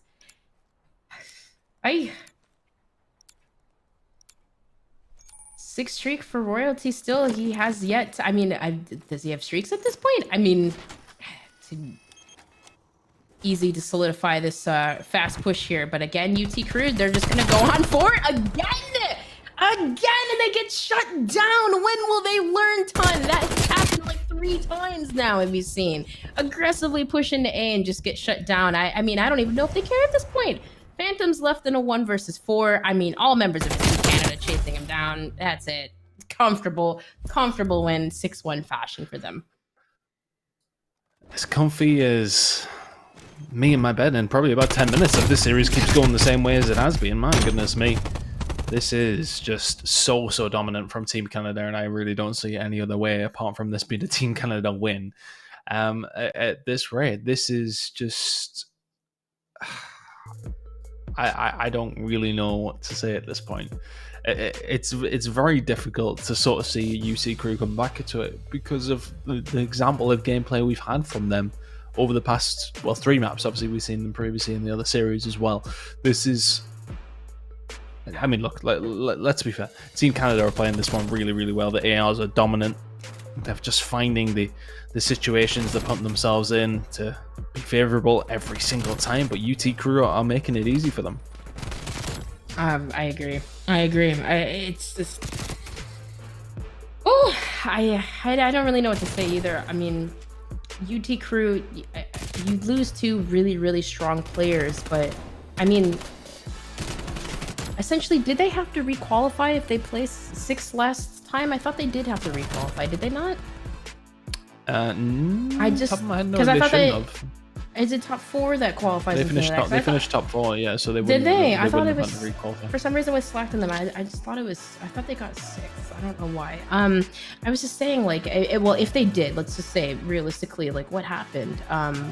Because obviously it wasn't an easy feat to get here. So I don't know. This is tough. To turn it around, I don't know. Oh no, okay, no, they did have to requalify. So, I mean, how they did. I'm just having a look who they actually beat to get here. So UT Crew beat Easter. They beat Wester as well. And Wester was TJ Halley, Hook, and them, I believe. Yeah, so and they qualified through after winning. What happened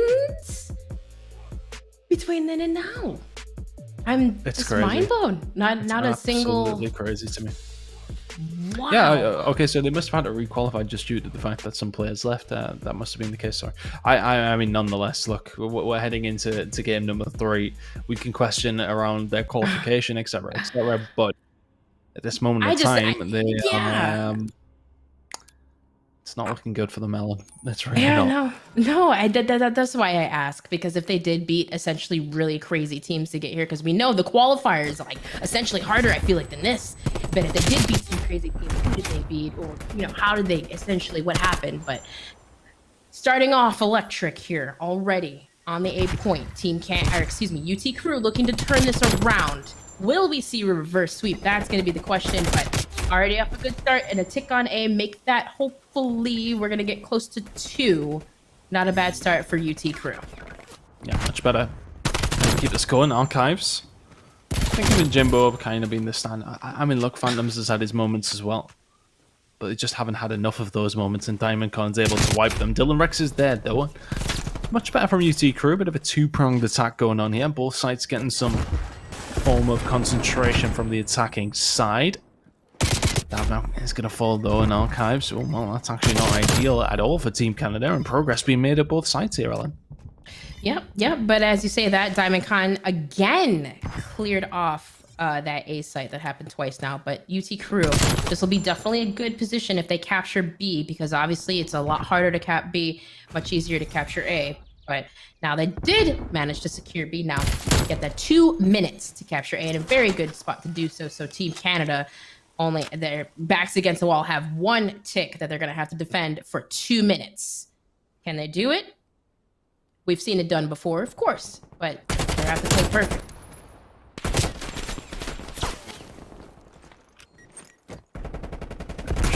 Dav, and well, I mean, they're not in a bad spot to do this. UT Crew at all. Team Canada very much down on the lives. Shots coming in, but if they can hold it here, it just takes 1 good break and then you can force them really, really far back. Archive's gonna fall. Good play from Exotic. And you get rid of this 1 player from behind. Diamondcon's gonna cut the head of the snake off, so to speak. Now Phantoms is the only one they have to deal with. Him playing his life kind of was working out for a moment for UT Crew, but now Team Canada not necessarily in the best of spots to defend this, but they've deferred the attack for a little while at least. Alan? Yeah, I agree. And that was tough, because if you were Phantoms, you needed your teammates to at least get a couple kills in the front, and then they could have collapsed onto that point. But Dylan Rex, as you see, working that kitchen side, is going to probably hopefully set up and get in a good position. But it's very hard to do so when his teammates essentially are getting pushed back that art side into the garage point. But Team Canada's playing that very well, essentially being pushed up. You see Royalty. You see Dave, who actually just went down, but now UT Cruz pushing through the middle, collapsing onto this point. This might be the tick and the push that they need. Now lives in their favor as well, flipping the script 7-3. This is going to be good. This is looking like a win, and that's it. UT Cruz solidified that 1-0. Well, they get it done after what looked like a slow start, but the transition over towards B, we know how easy A can beat Cap as well, especially when it's the only one you have to concentrate on. Nicely done by UT Crew. Get their first significant step towards the map since, well, ever in this series. Let's see if they can keep it up. That's what we want to see.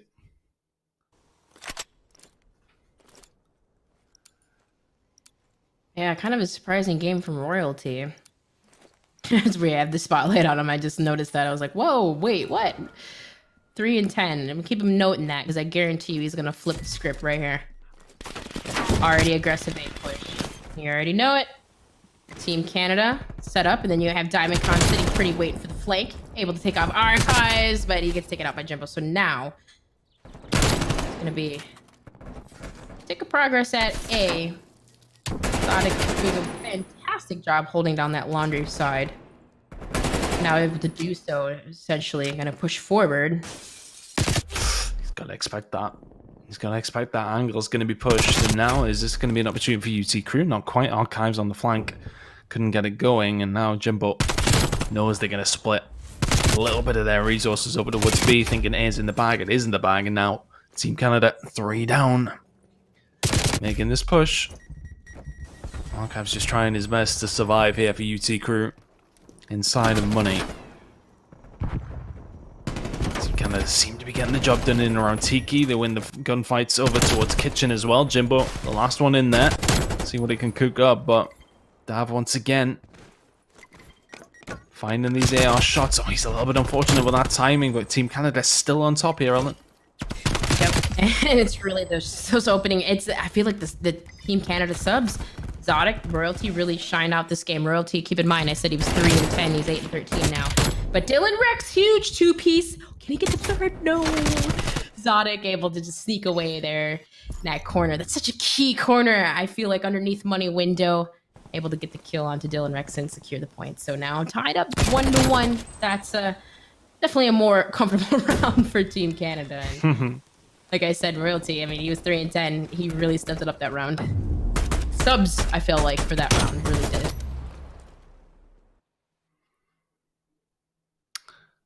Well, here we go. Into the next one.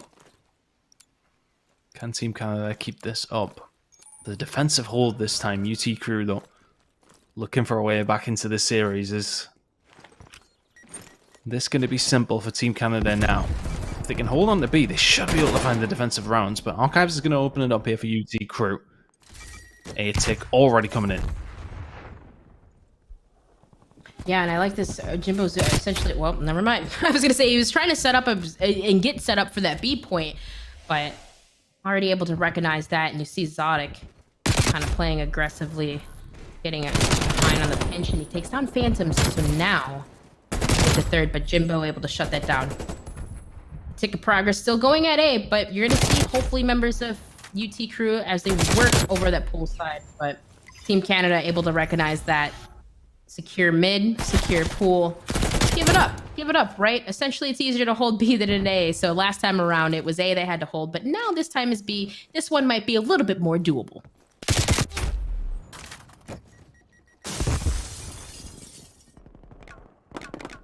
This is doable. Team Canada seem to struggle a little bit on the defensive side of things with their opening breaks more than anything, but nonetheless, they think to themselves, we can at least hold B here. How are they going to position themselves? Exotic? Probably hear them all around him. Just wants to try and play his life as best he can. Finds one on Archives, looking for more up top.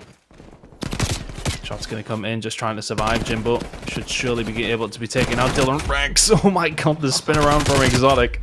Not quite able to find it, but just trying to force them back as quickly as they can here, Team Canada. Nicely done. It's 16-11 out of Diamond Con, but needs to step it up one more time. I love this from Phantoms. Oh, the Collat comes through. Royally Exotic both dropping down. It's going to give them a route through. UT Crew are on B. Yeah, that really is it. But they also had Dave to worry about, who was mid-map, that Zig area, and he was able to take down a couple members. So stopping the push, that was very smart from Team Canada. But once again, you see Zodic pushing up into that pool side. As we know, pool house, the top pool bedroom area, is so important.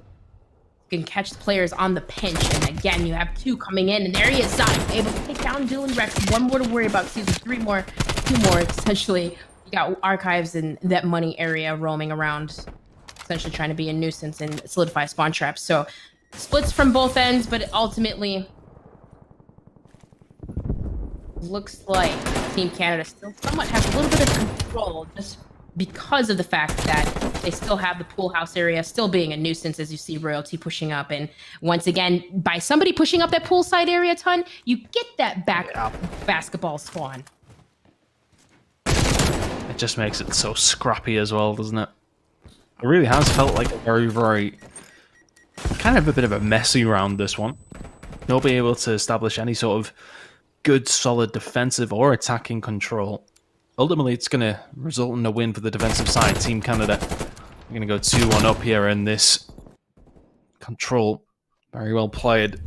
As I said, though, very messy on both sides of things. Nobody able to establish much control in the control. Such a hard one. I say control so much in other game modes. Well, I mean, it's true. They lock down control of the map. I mean, I can see. Whoops. Well, that was an accident. Was that your swear button? It was. That was totally an accident. I felt like I had to cough for a second, and I hit the quick mute, and I accidentally bleeped out. So there's a little bleep for the night. Hopefully, it woke you up. No kidding. I'm well awake. Well, no, I'm teasing. I'm actually doing pretty well tonight. Surprisingly. All these exciting games. Oh yeah, that's it. Anyway, Exotic and Cole, let's see what they can do here. Can they close this one out? It's a good defensive start by UT Crew. And I know people in the chat are thinking, oh, why don't they sound enthused at UT Crew? It just feels like the inevitable is going to happen, doesn't it? It's a strange feeling. Oh, Dylan Rex, really good shots. And you see, that's what annoys me. We see good players in this team. It's just, for whatever reason, not clicking at all right now. Yeah, it's not like they're bad players. And sometimes you have that. You have really good players on a team, but sometimes they're not just successful. Maybe it's personality clashes, either, just play styles. Either way, the UT Crew team looking to come back to life a little bit here, though. This is kind of looking a better round for them, but you still see Diamond Con broke out through that ace site, even though you had Jimbo and Archives being aggressive in that bottom art, but able to clear out the point. Phantom's doing a very good job at blocking down the raid side, and now Team Canada, with their backs against the wall, trapped, having to push out of that art side and fly on through. It's a really good hold so far. Yeah, still UT really good hold. Mm-hmm. Takes one good break though. Although it doesn't seem to happen. It's a clean break that Team Canada needed there, and they're not going to get it. Every single time there's somebody to answer the call to UT Crew, and this time it's going to be Phantoms. He's still on the cards here, but UT Crew just making it so difficult. Still a man inside a laundry. Royalty will fall. Last chance saloon. Got to be done, and it's got to be done very cleanly for Team Canada if they want to take this round. And specifically the map here. I'm going to jump onto A. Okay, Royalty is going to make this move over towards B. Surely not going to find a second. No, definitely not going to get away either. And I think if you use UT Crew, yeah, that's fine. You can give this one up. You still have a good, solid 4-life lead. And it's not really a great deal of time to make this transition. I think lives are probably going to come into it firstly, though. Team Canada need to play this like a search and destroy. Yeah, you're absolutely correct. Six lives. They have a minute left. They have to play this search, like these kills, and that doesn't make it easier. So, getting those kills on the back, Jimbo. That's Not a bad feat. That's getting closer. This is very doable. They have to play it together. They know exactly where Team Canada is spawning, and again, making it rain, pushing down to that back basketball. This is possible here now. The spawns are flipped. The only person they have to worry about is Dylan. Now they take down Dylan, and now they know exactly where every single member of UTC is spawning. But 2 lives left. This is 29 seconds left. 2v3, 2v3. This is doable. Oh my god, it's 2v2. Oh, UT crew, not like this. Dylan Rex is going to be holding the heady, but the thing is, with that one, it's very easy to find the shots onto your head. Oh, Phantoms. It's going to catch Diamondcon in the middle of the change, but now it's Exotic and Phantoms in the 1v1 in control. Time is not on Exotic's side. He's going to spot Phantoms. Oh my god! What? What am I saying? Oh! No. Oh my goodness, Team Canada, what an amazing plays from them, no ton.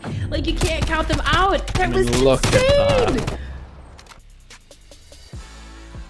Well, interesting end there to the control. Eventually, you know, Team Canada coming through, and I suppose that's what they wrote for UT Crew. Team Canada coming out on top in the end, but I suppose that's kind of what was predicted, right? We thought it would be at least a 3-0, and I suppose the only thing we didn't think is that the control would end like that, Ellen. No, we really didn't. And I mean, it looked like UT Crew was coming to life. Brycey, I really thought that they were going to just take it. Something crazy was going to happen. Maybe we saw a reverse sweep, but Team Canada, you just can't count out the teamwork right there at the end. You really can't. And just throughout the whole series, really. But it really, really just showed right there at the end of that control. Yeah, it did. And honestly, I think, I suppose UT Crew walk away without having a great record, but I'm sure they'll try and figure it out for moving forward. So we have seen all of our games today. So final thoughts, Ton, on how today's been? This side of things has been very strange. I don't understand how we've seen so many one-sided maps. Because looking at the records, there's plenty of 2-2. We watched 2 teams, albeit, you know, we've seen the 3-0 with the map forfeit. But the 2 top teams in the group, it was a 3-0 straight away for UIU, cementing their place in that first place. Of course, I think that's the positive takeaway for me, is to see UIU looking really, really good at players who haven't necessarily had the chance all the way through these past 4 seasons, looking to do it in season 5. Whereas some of the guys who have been there for quite some time have clearly not kept up. It's unfortunate, but yeah, UT Crew.